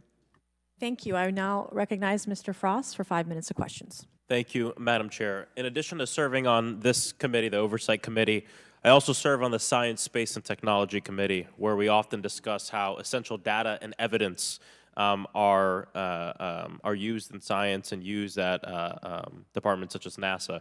During a hearing, NASA Administrator Nelson affirmed the importance of NASA in helping us to understand UAP. Mr. Gold, if the government doesn't have the data it needs on UAP because, say, someone who saw something is concerned about stigma, public backlash, et cetera, or maybe there's just not good systems in place, how are we supposed to ultimately figure out what's going on? Yeah, thank you for the question. And let me compliment Administrator Nelson that there wouldn't have been a UAP independent study team if it wasn't for his leadership and courage. We're talking about data and where we can get data from. As I described, NASA has whole archives of data, much of which I believe will likely have information that will help inform UAP. We need only look. And again, in an era with AI and ML, we can relatively quickly and easily go through it. So I think it's something that we should encourage NASA to do. However, per Chairman Grothman's comment about UAP focusing on national security sites, I believe there's something, sir, that you may have heard of called sensor bias. That because we've got more cameras, more monitoring of national security, we don't know how extensive UAP activity may be over civilian areas. And this is to the second part of your question where we're not collecting the data. We're not collecting sufficient data from pilots. We're not collecting sufficient data from civilian and commercial activities. And this is, again, where ASRS, I think, could substantially change that, get the data out there, and allow us to do good science. Yeah. Thank you. I mean, on the data, you know, I'm a really big proponent of transparency. But obviously, there's always a little bit of balance that we have to have in government on transparency as well. I mean, last year, NASA appointed a director of UAP research in response to the recommendation by the independent study team. In the final report, there's a quote, "Despite numerous accounts and visuals, the absence of consistent, detailed, and curated observations means we do not presently have the body of data needed to make definite and scientific conclusions about UAP." Can you just talk really quickly about that balance of security and transparency?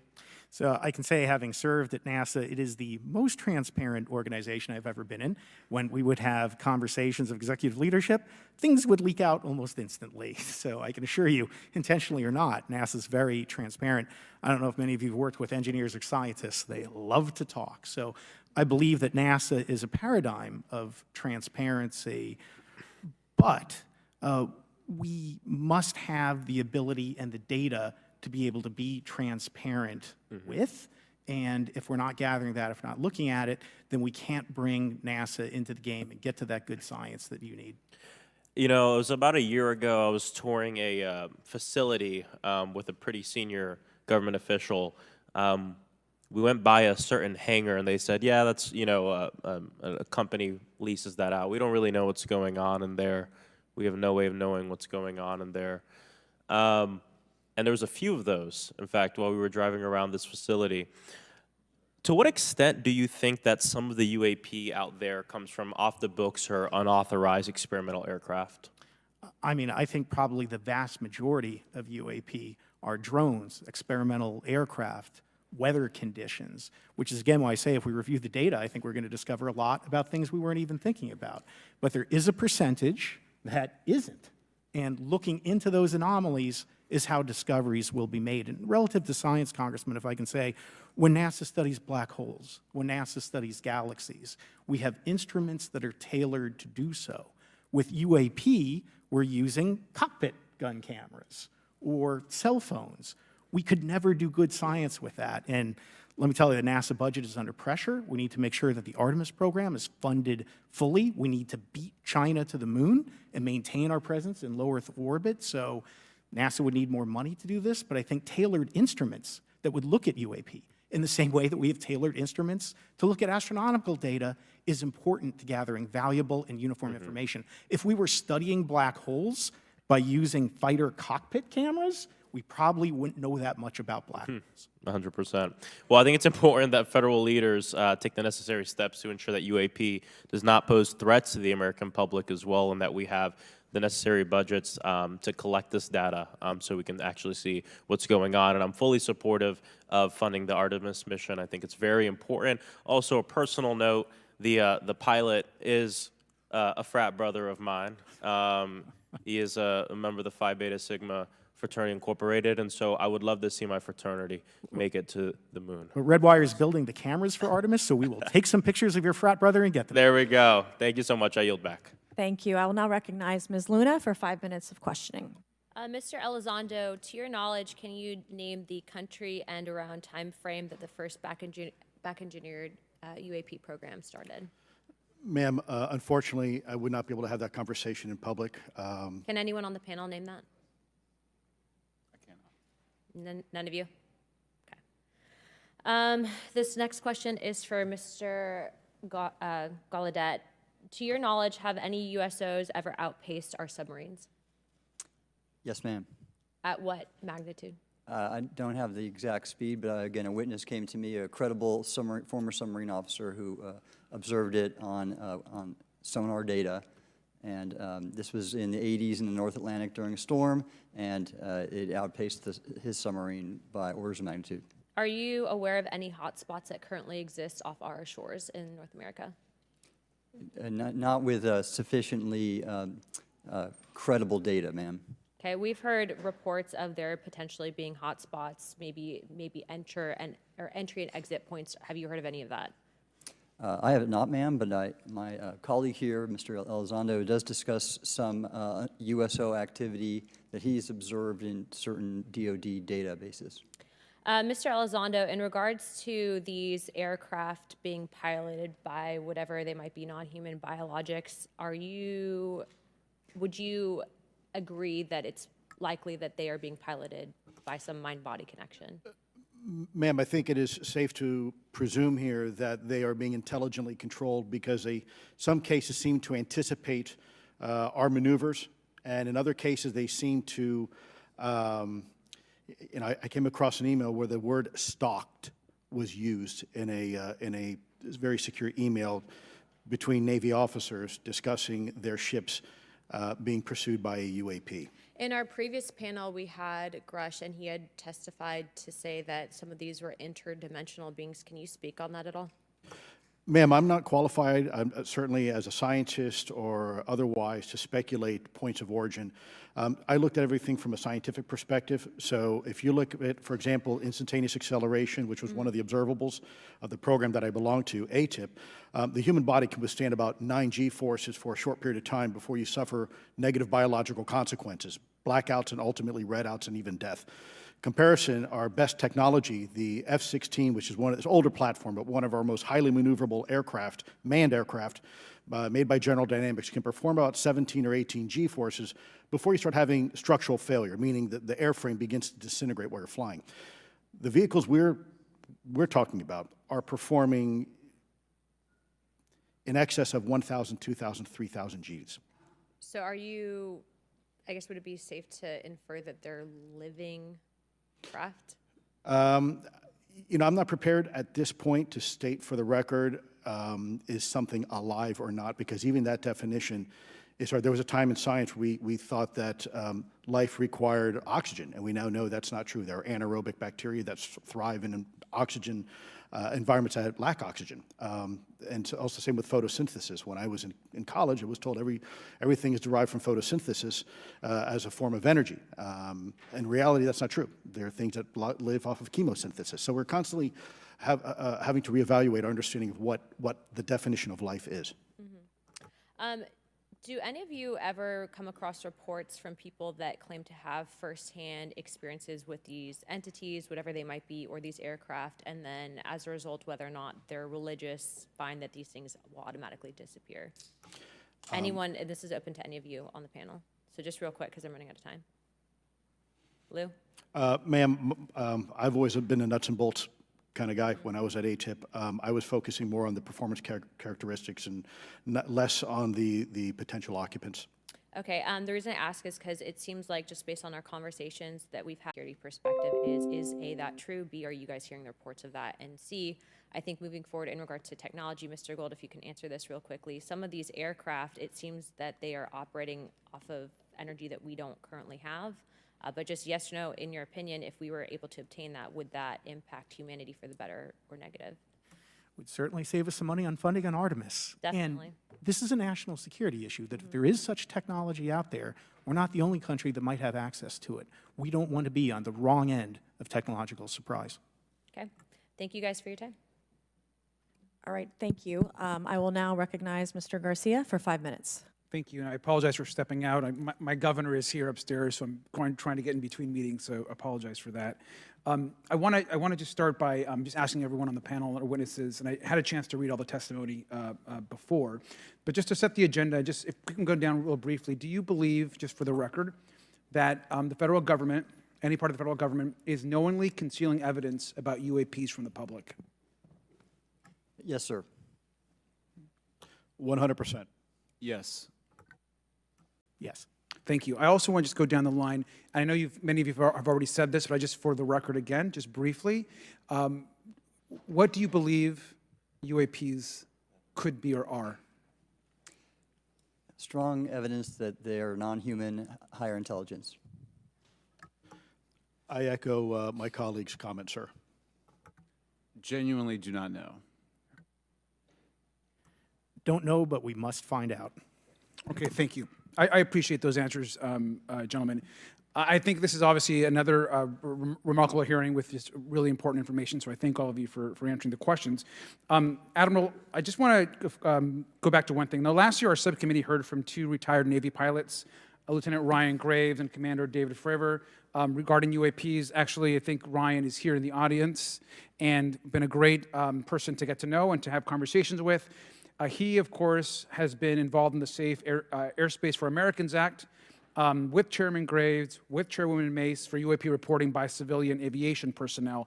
Can you discuss briefly why it's important for civilian pilots to be able to report UAPs and why these legal protections are critical for our national security? Yes, Congressman, thank you. And I did invite Ryan Graves as my guest, as I'm on his advisory board for the Americans for Safe Aerospace, and the legislation that you supported and introduced, I fully support as well. And I think it's important that more civilian pilots, commercial pilots, report so we can better understand and learn and do research on UAP, as well as remove the stigma so more citizens report on what they observe.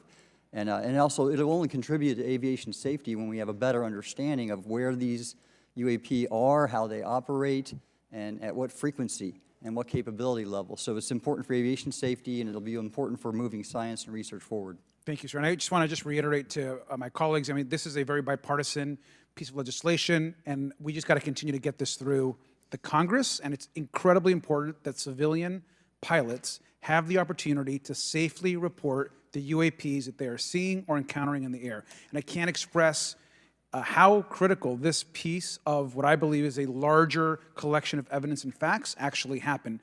We've been approached by pilots. I've talked to folks that have been engaged with our office and others, and there is still enormous stigma.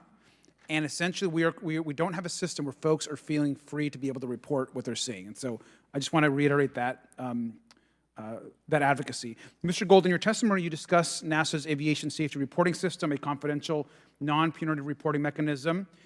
In the Safe Airspace for Americans Act, we explicitly allow for civilian reporting, of course, of UAPs. Can you explain why the NASA task force recommended the use of the aviation safety reporting system? The aviation safety reporting system is an existing system that is trusted, that has taken hundreds of thousands, now millions of cases. And again, recognizing budgetary constraints, this seemed like the perfect way to be able to gain more data. And when it comes to the stigma, sir, it's something that pilots are used to reporting on, that crew is used to reporting on. So it's a great way to get data, to overcome the stigma without spending really that much more additional money since the system exists. Thank you so much for your support of that. Thank you for what Ryan Graves does. This is a common sense means to expose the truth of UAP for the purpose of this hearing.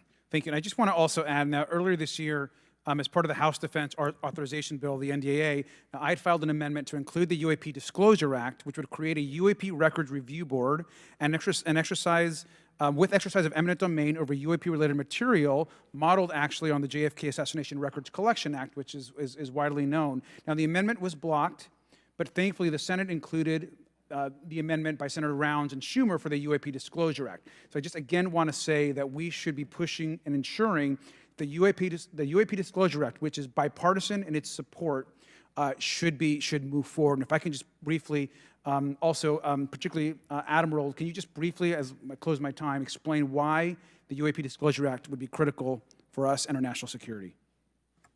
Thank you, Congressman. Yes, I believe the UAP Disclosure Act is important for national security, as well as advancing potential socioeconomic benefits resulting from UAP research, as well as public safety, as we referred to previously regarding aviation. And this act will allow for greater transparency and open research, and that's why I'm also a member of the UAP Disclosure Fund as an advisor, as in the Sol Foundation, as an advisor, senior strategic advisor, which is advocating for the same. Thank you very much. I yield back. All right, thank you. I'd like to recognize Mr. Biggs for 5 minutes of questioning. Thank you, Madam Chair. Thank you for holding this committee. Thank you to the witnesses. Admiral, the video that is called the Go Fast video, the email that you've talked about being deleted, I just want to briefly cover this. You said that the email, the author was asking whether any of the recipients were aware of the classified technology demonstrations that it could explain the objects that were observed. And then you said the email disappears. Then you guys have a series of meetings. The commander of fleet forces and his operations officer never discussed the incident again. Is that right? Is that accurate? That's accurate, sir. And even during weekly meetings, it was never discussed again. My question for you is, you were in those meetings. Did you personally hear that nothing was going on about that?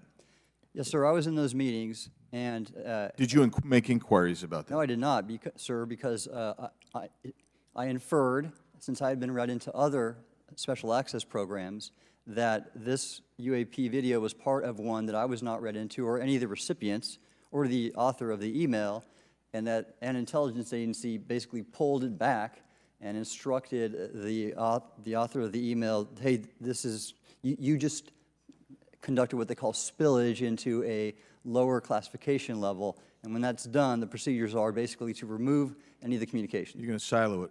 So, and you, Mr. Elizondo, you said in your report and your testimony today, a government work on the UAP subject still remains classified. Excessive secrecies led to grave misdeeds against loyal civil servants, military personnel, and the public, all to hide the fact that we are not alone in the cosmos. Fair? Yes, sir. All right, and all of you, and Mr. Schellenberger, by the way, I've read several of your books, Mr. Schellenberger, excellent stuff. Thank you. What I would say, too, is you were asked about the veracity of the author of this report. You comfortable with the veracity? Yes. Okay. And then, and I'll get to you in a second, Mr. Gold. We'll talk about Kuhnian and Lakatoshian scientific advancement and how we're obviating that through these processes. But we'll get to that in a sec. Because what I want to really get to is the ultimate question really becomes this. For what purpose is the federal government overclassifying, because that's what they're doing, they're overclassifying, and forbidding the public from getting access to this? And if you know, if you have an explanation, I'm curious because I know what I've been told. I just want to know from your perspective, why do they overclassify? Mr. Elizondo, you look like your finger on the button, ready to go. Yes, sir. Forgive me. I think there's several reasons. I think at the time when this reality became evident to the U.S. government, we were in the middle of the Cold War with then Soviet Union, and we did not want to tip our hands to what our knowledge base was on this topic. We did not want to broadcast that to the Cold War's long over. It is, sir. It is, sir. There's also then the philosophical argument that the Department of Defense and the intelligence community is solution-oriented. And when you don't have answers, it's a really tough spot to be in. It's easier to be quiet and suppressed than if you don't have the answer. Indeed, sir. In fact, there's a very real example when we built the U-2 spy plane and flew it over then Russia, and we're taking reconnaissance. And when we first started flying the aircraft, it flew so high and so fast we thought they weren't tracking us. In reality, they were tracking every flight. It wasn't until the Russians could develop the SA-2 surface-to-air missile and successfully shoot them down. I would suggest to you also, along with Lakatos and Kuhn, you also have a problem with Kenneth Arrow's path dependence or increasing returns. That's one reason why they won't disclose it. It's too painful to admit. But I just want to read a couple things from Mr. Schellenberger's, what he gave to us today, because I think this is interesting stuff, and I just want to convey this to you. On USG networks, there exists infrared footage of and imagery of a grouping of vessels engaged in SIGINT and massant collection at night in a specific area of the Pacific Ocean. This footage, which was in close proximity to the vessels, a large equilateral triangle UAP suddenly appears directly over the ships. These three bright points are seen at each bottom corner of the UAP, which is observed to slowly rotate on its horizontal axis. And he goes on to describe that. And I just want to read one more, and I'm doing this because I think it's interesting. This stuff is interesting as anything. So let's get this one here, right here. While performing a routine airspace surveillance and control mission in the Eastern Air Defense Sector, an F-22 fighter observed multiple UAP contacts at mission altitude. Moving to intercept, the F-22 pilot noted multiple metallic orbs slightly smaller than a sedan hovering in place. Upon vectoring towards the UAPs, a smaller formation of the metallic orbs accelerated at rapid speed towards the F-22, which was unable to establish radar locks on the presumed hostile UAPs. The F-22 broke trajectory and attempted to evade, but was intercepted and boxed in by approximately 3 to 6 UAPs. And then I'll leave that there, but because I just have no more time left. Well, she's not looking. So let's just get into let's get into part of this. I thought I would be saved by the bell. No. Let's talk about Kuhnian, Lakatoshian type of scientific development, and the problem that we have here is you have institutional blockage of what would be normal development of scientific ideas. And if you want to expand that, Mr. Gold. We're over time, so be very fast, please. I'll just say I'm a recovering attorney, so please take it easy on the science. But all breakthroughs have been heretical at first, and that's the challenge that we face, particularly with something as extraordinary as this, which is why gathering the data is so important. And I'll just end by saying, by the way, the overclassification of material is in no way limited to UAP. That is occurring throughout the government, as well as the inability to get people classifications in a timely and efficient manner, and then to have those classifications be broad enough to be useful. So this is a larger issue that I hope that Congress will look at. Thank you. Thank you, Mr. Biggs. I've been generous. All right, Mr. Burleson, I'll recognize you for 5 minutes of questions, please. Thank you, Madam Chair. Mr. Elizondo, does any branch of the United States government or defense contractors possess technology? Sir, there's documentation that I believe was submitted for the record that was approved for release by the U.S. Pentagon, by the Department of Defense Office of Pre-Publication Security Review, and it states one of the reasons why my predecessor program, OSAP, was trying to collect material of unknown origin. Was it successfully collected? It was not. What happened is that there was an aerospace contract company that requested to divest itself of the material that was collected in the 1950s. Right. Unfortunately, that didn't actually occur. So let's dive into that. That's the Bigelow Aerospace, correct? So yes, sir. there was a journalist, Christopher Sharp, who said that there was a transfer between Lockheed Martin, Bigelow Aerospace, and the CIA allegedly blocked this. Can you describe that? What I can say is that it was blocked. Why it was blocked, I can only surmise. I was part of some conversations later on with some of those contract personnel where they had told all of us that is accurate. What we required was a memo from the Secretary of the Air Force in order to make that complete, and that never occurred. And so when Secretary Mattis became Secretary of Defense, I decided it would be appropriate for me to try to receive a memo from him as SecDef, as Secretary of Defense, if we could not get a memo from the Secretary of the Air Force to transfer that material. So if that material exists today, who's in possession? Sir, I wouldn't be able to have that conversation in an open hearing. We'd probably have to have that. Okay, my question to you then is, if we were in a secure setting, if we were in a SCIF, would you be able to provide or get access to something, whether it's visuals or material that we could put our hands on, or biologics, that would convince me, that would show me that we have non-human origins? Sir, that decision would not be mine. That would be to the gatekeepers still in the U.S. government. And who would we, so if you were in our shoes, where would you go from here? How would you get that information? A lot of times we just don't know who to ask because we don't know where to go next. So if you were in our shoes, where would you go? Well, I prefer to answer that question in a closed session. However, we established Aero for that very purpose, and unfortunately, under its previous leadership, it failed. So one would hope that they would have the authorities necessary to do that. Let's hope that this new iteration of leadership will be successful. In the discussions, it's simply about material, or is there discussion about it was previously testified that there was biologics that were collected. Are you aware of any of that? I am, sir, aware of the reporting that biologics have been recovered. Again, my focus was more nuts and bolts, looking at the physical aspects of these phenomenon, how they interacted around military equities and nuclear equities. So I'm certainly not a medical expert. I would not be able to probably provide you a whole lot of value in that simply because I don't have the expertise. But was anything described as that we have possession of bodies? Yes, yes. Is it multiple types of creatures, or? Sir, I couldn't answer that. I can tell you anecdotally that it was discussed quite a bit when I was at the Pentagon. The problem is the supposed collection of these biological samples occurred before my time, in fact, before I was even born. And was this part of the Lockheed Martin discussion, or was this the biologics is a completely separate? Separate yet related. Okay. Has anyone made contact? Sir, I'm sorry, could you specify? Has there been any, to your knowledge, any communication with a non-human life form?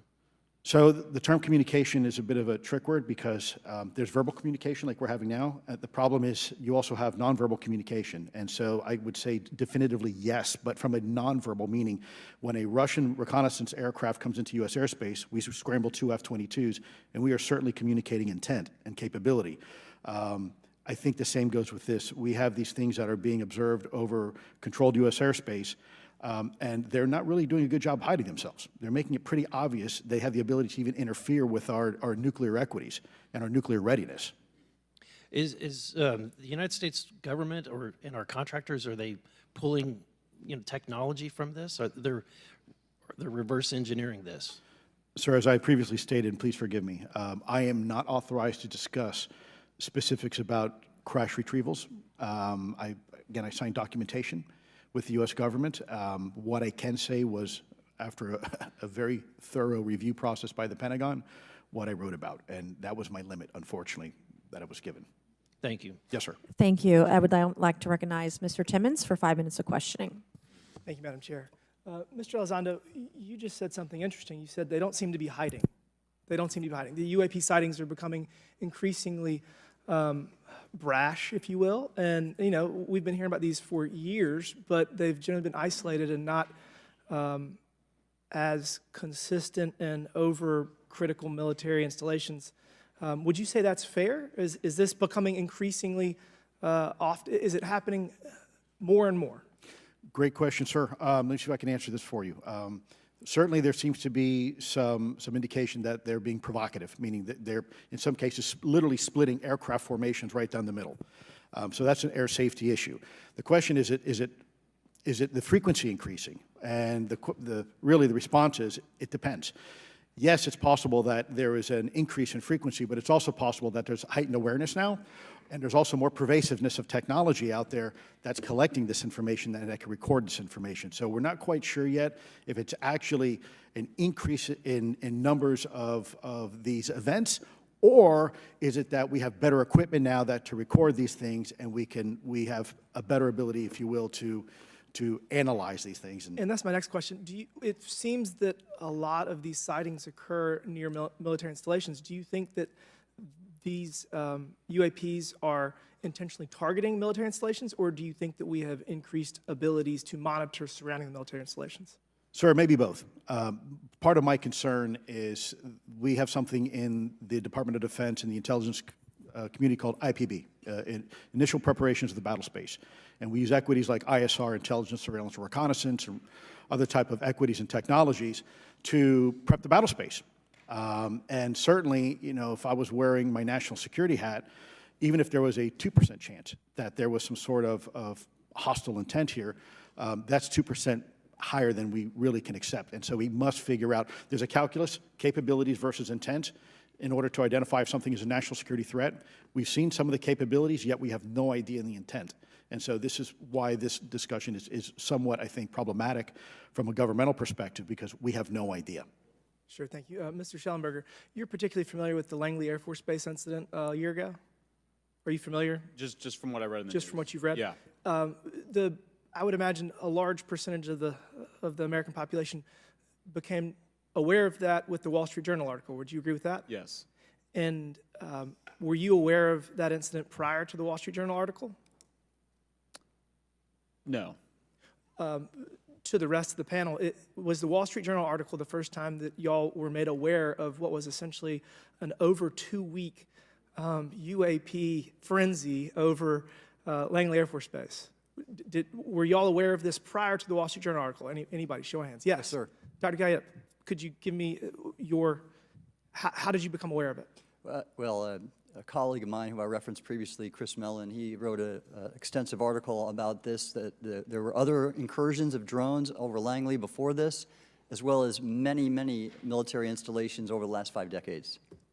And it's my understanding that there's been an ever-increasing in number, and I'm trying to think how to say this because I wear 2 different hats. I'm still in the Air Force. So, I mean, it seems that they're becoming increasingly brash, and the question that we really have to figure out is it China or is it non-human? And I think that's the biggest question the American people want to know. If it's China, it's scary because they have a lot of technology that we cannot explain. And if it's non-human, that's scary because we don't know the intent. Would you say that's fair?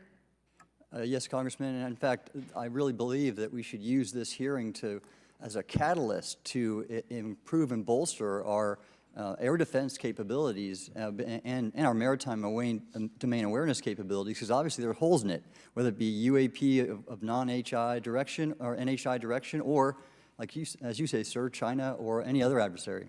Are you all aware of any task force at the Pentagon or in the national security apparatus that's trying to assess the answer to that question?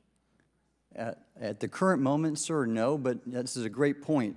From 2020 to 2022, there was a UAP task force in the DoD succeeding where Mr. Elizondo worked, led by Jay Stratton, who had the first comprehensive whole-of-government approach to UAP, which involved pathways to declassification and to increase transparency, as well as assessing the national security risks of UAP. This was a really well-established approach, and we have all advocated that something like it return. I'm running out of time. The last thing is that we need authorities. The law enforcement, military do not have authorities to actually engage, and Congress needs to act to give those authorities to local law enforcement and the military so they have clear guidelines on how to assess these issues going forward. I yield back. Thank you. Thank you. I'd like to recognize Ms. Boebert for 5 minutes of questioning. Thank you, Madam Chair. Now that we have all been cautioned in this committee hearing that the mention of Pentagon's Immaculate Constellation program could put us on a list, well, I already find myself on many lists, I'm sure. So I speak my mind often, so why not just keep going with it?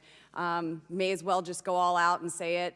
The earth is flat, birds are government drones, and we've never set foot on the moon, and Joe Biden received 81 million votes in the 2020 election.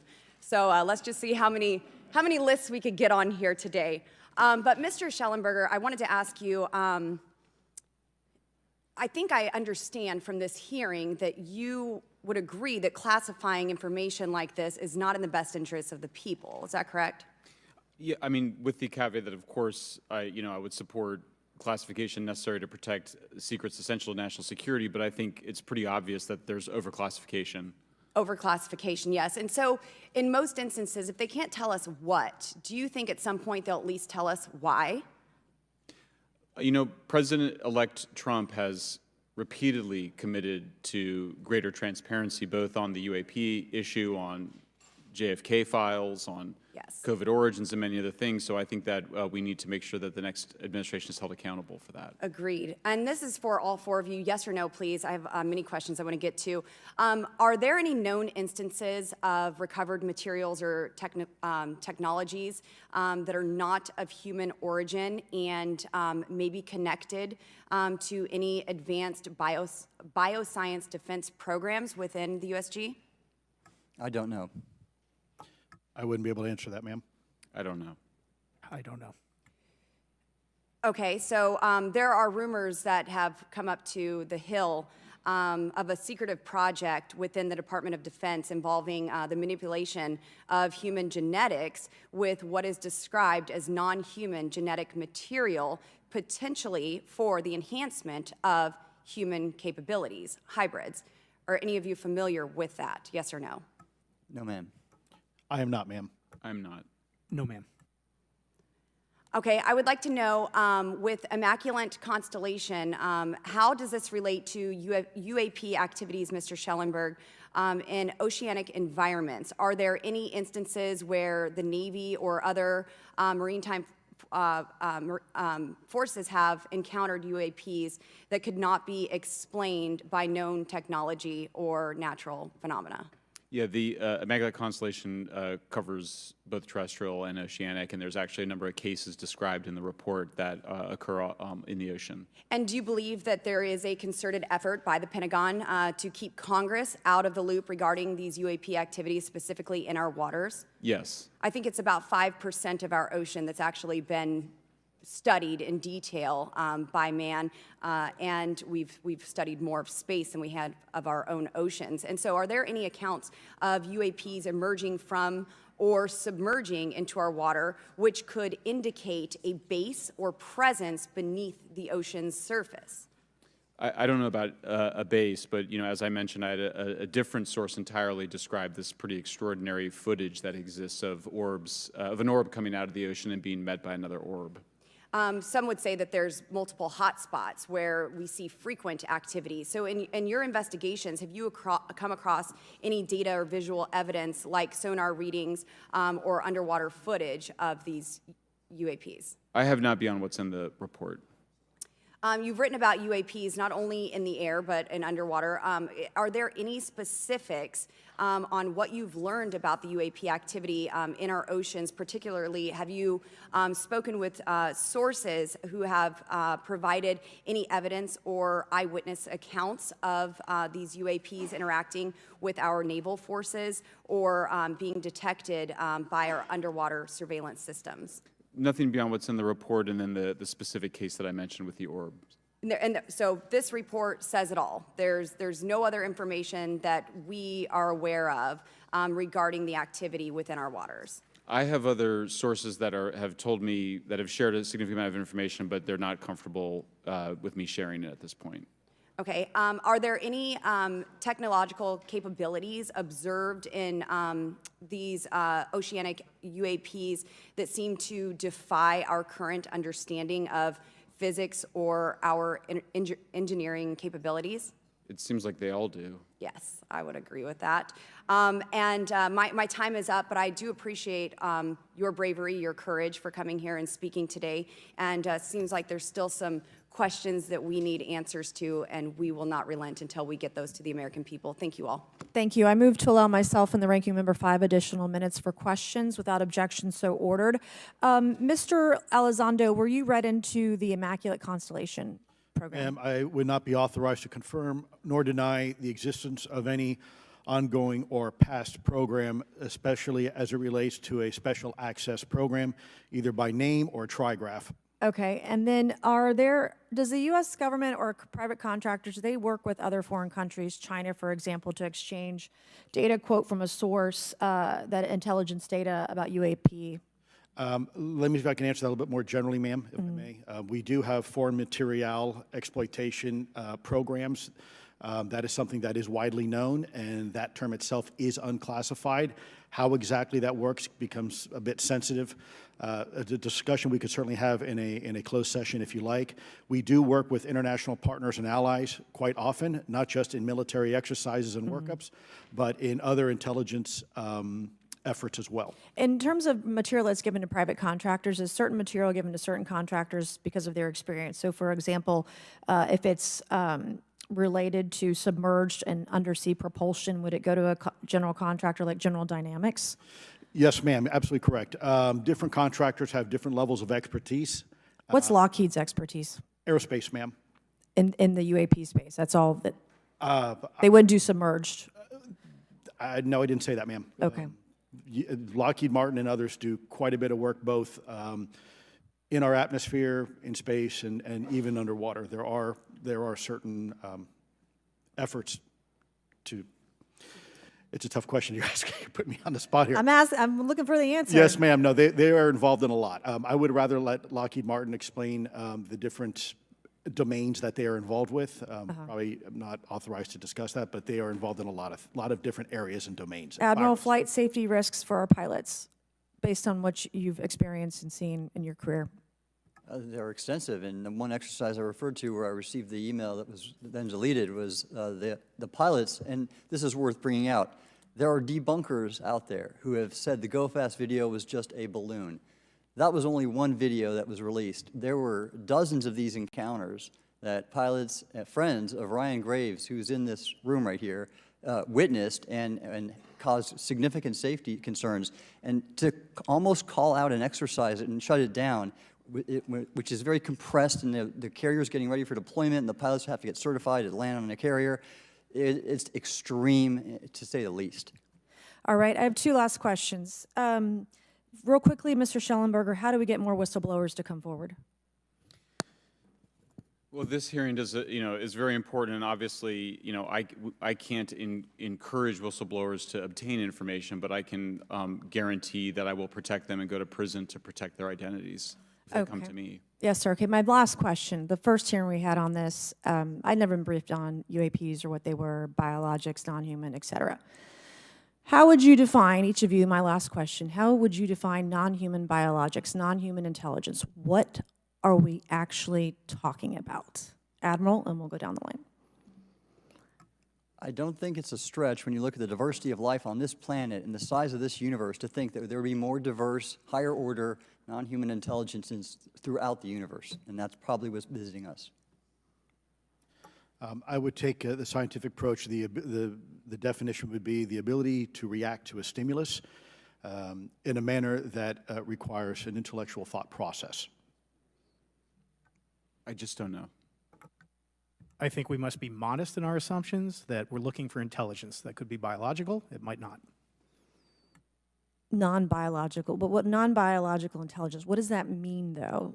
Artificial intelligence, ML, machines. We assume that all intelligence would be like us, and every time we look out in the universe, we are humbled relative to what we don't know in terms of the forms of intelligence and what it may take. I can assure you I probably can't ask you your question, but I think the ultimate answer is going to surprise us all. And then Mr. Garcia, you had a few closing remarks. I know we're about to hit votes here, so I'll be brief. Just, I want to thank you all for being here. I want to thank Chairwoman Mace especially for holding this important bipartisan hearing. And I want to thank all the committee members that are interested in this topic. I think our commitment to all of you and all the folks that have contacted us, and certainly to the advocates and the pilots, is that we need to continue investigating UAPs. I think the country is owed explanations and ensure that the safety or national security is always protected. This is a conversation and questioning that must continue, so I'm very grateful to all of you. And I also just want to add, just personally, I think it's really important for me, two things guide my questioning and my observations on UAPs. One is we should always be guided by facts, science, and data, and stay serious on those issues. And the second thing is I think that we should not limit our imagination and our thoughts and our curiosity on what UAPs could actually be. And I think those two things for me are really important, and I'm grateful for all of you to be here. So with that, I yield back. Okay, and we have Mr. Ogles, who is on the way. He's going to be here any second. Is that correct? Want to check, and he'll be the last member with questions that we have today, and then we have votes. So we want to thank you all for being here. I want to thank Mr. Garcia and folks on both sides of the aisle for being here today and being patient. We have a lot more questions, and I hope that this will open the door to more hearings in the future. I obviously would like to know how much taxpayers are spending on this. You have the right to know, but also if we're spending money on something that doesn't exist, why are we spending the money? And if it does exist, why are we hiding it from the public?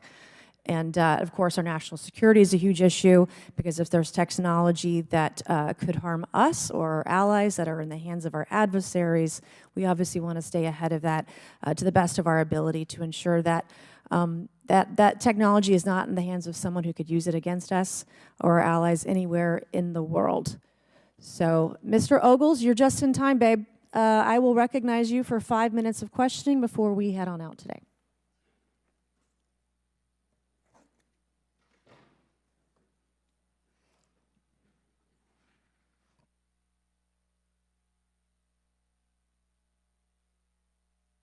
Well, thank you all for being here, and Madam Chairwoman, I'm out of breath because I sprinted to get here, but this is an important hearing. I think we all know that there's something going on. Mr. Elizondo, based on your knowledge of UAP sightings, do you believe it's fair to say that they are especially common near nuclear sites? Yes, sir. Mr. Congressman, I absolutely am convinced of that, as are my colleagues inside the government. And the reason why I pose that question, and this has been one of my talking points from the beginning, is, Oak Ridge is in Tennessee. The so-called weather balloon that drifted, that we now know was controlled, it passed near Oak Ridge. It obviously is a sensitive site, both of interest to our adversaries and to whatever else this is. Because we know that at military installations, at sensitive locations, such as nuclear facilities, that we're seeing this take place. So the question is what is it? Do you believe they've caused an irregular activity, and why might they be interested in those sites? Sir, in some cases, it's actually regular activity. You'd be surprised. There's actually documentation right now that's been submitted. It's not just Oak Ridge. It's Savannah River Site, SRS. It's also Los Alamos. A lot of our sensitive R&D locations appear to be under some sort of surveillance and monitoring. Why? Well, because a lot of innovation comes out of those areas, a lot of new technologies, a lot of, if you will, disruptive technologies that we use for our national defense originates out of those locations, and advanced concepts in physics as well. So if I was doing any type of reconnaissance, even on a foreign adversary, that's a great target to start with. Sure, and again, this has been one of my talking points. I do have questions. What role might the Department of Energy or its subsidiaries or affiliates have in this type of technology, or possessing this type of technology, whether it's ours or others? Mr. Gallaudet, I think your testimony has been pretty clear, but would you please reiterate that do you believe UAPs pose a threat to pilots? Excuse me. Yes, sir. Absolutely. They were threatening Navy pilots during the exercise that my people were involved with in 2015, and it's my understanding they're risking pilot safety, commercial and military, today. Well, considering, and I understand that there's a need in some cases to keep certain technologies secret, but you believe that it is posing a threat to our personnel, correct? Yes, sir. So I think it's reasonable to conclude that if there is a threat to our personnel who are serving our country faithfully, that there be oversight.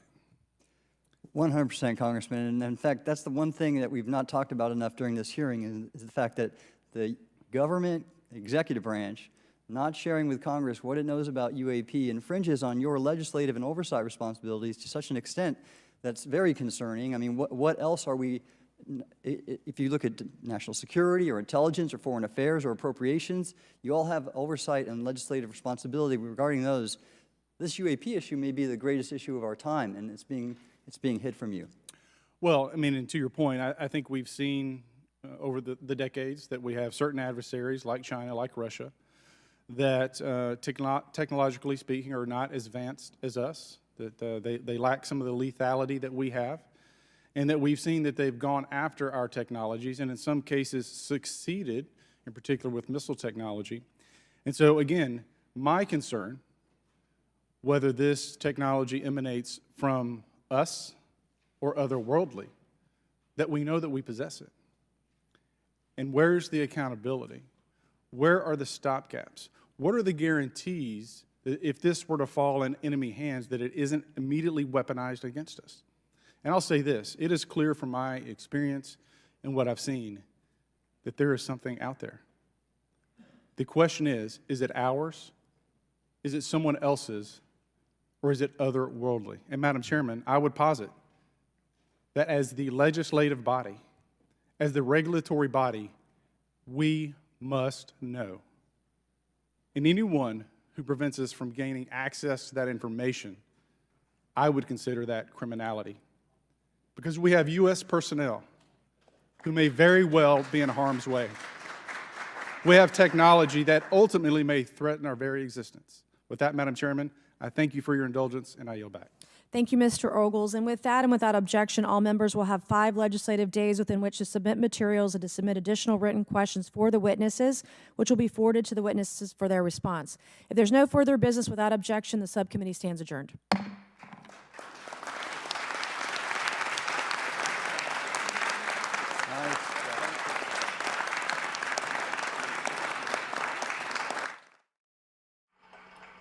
Well, there you have it, folks. The hearing's over. The witnesses have spoken. Big thanks to GOP Oversight. They said it was publicly made available, and I took full advantage of that because I feel like it was good. Good for us. Good for us to understand. They mentioned a lot, an awful lot that we are recording and they are seeing. I picked up on the fact that they said that they needed something that's recordable by science. And I totally get that. Totally get that. And we're gonna try and give them some angles to excuse me, some angles to study these things. And that's all we can do, folks. You know, hopefully they build the right cameras. Hopefully they give the right departments the right funds to give them the right technology in order to measure these things. But at the very least, I feel like the evidence that's sent in to us. We could probably give them locations, hotspots, you know, regular visits from these things. We can sort of determine how many different types of objects we're seeing. Just area alone might be useful. Maneuvers, anything that we see. Check out all the videos. Subscribe to the channel if you want to see, you know, disclosure that's coming in daily. Videos that are taken yesterday, the day before, this month, earlier this year. It's all up-to-date stuff that you won't find on the internet anywhere else. And that's all thanks down to the viewers, the people that have joined the Facebook group, people that have been in contact with me. Keep doing what you're doing. Like and subscribe. I hope you enjoyed that one. Stay safe, and I will see you on the next one. Bye-bye for now.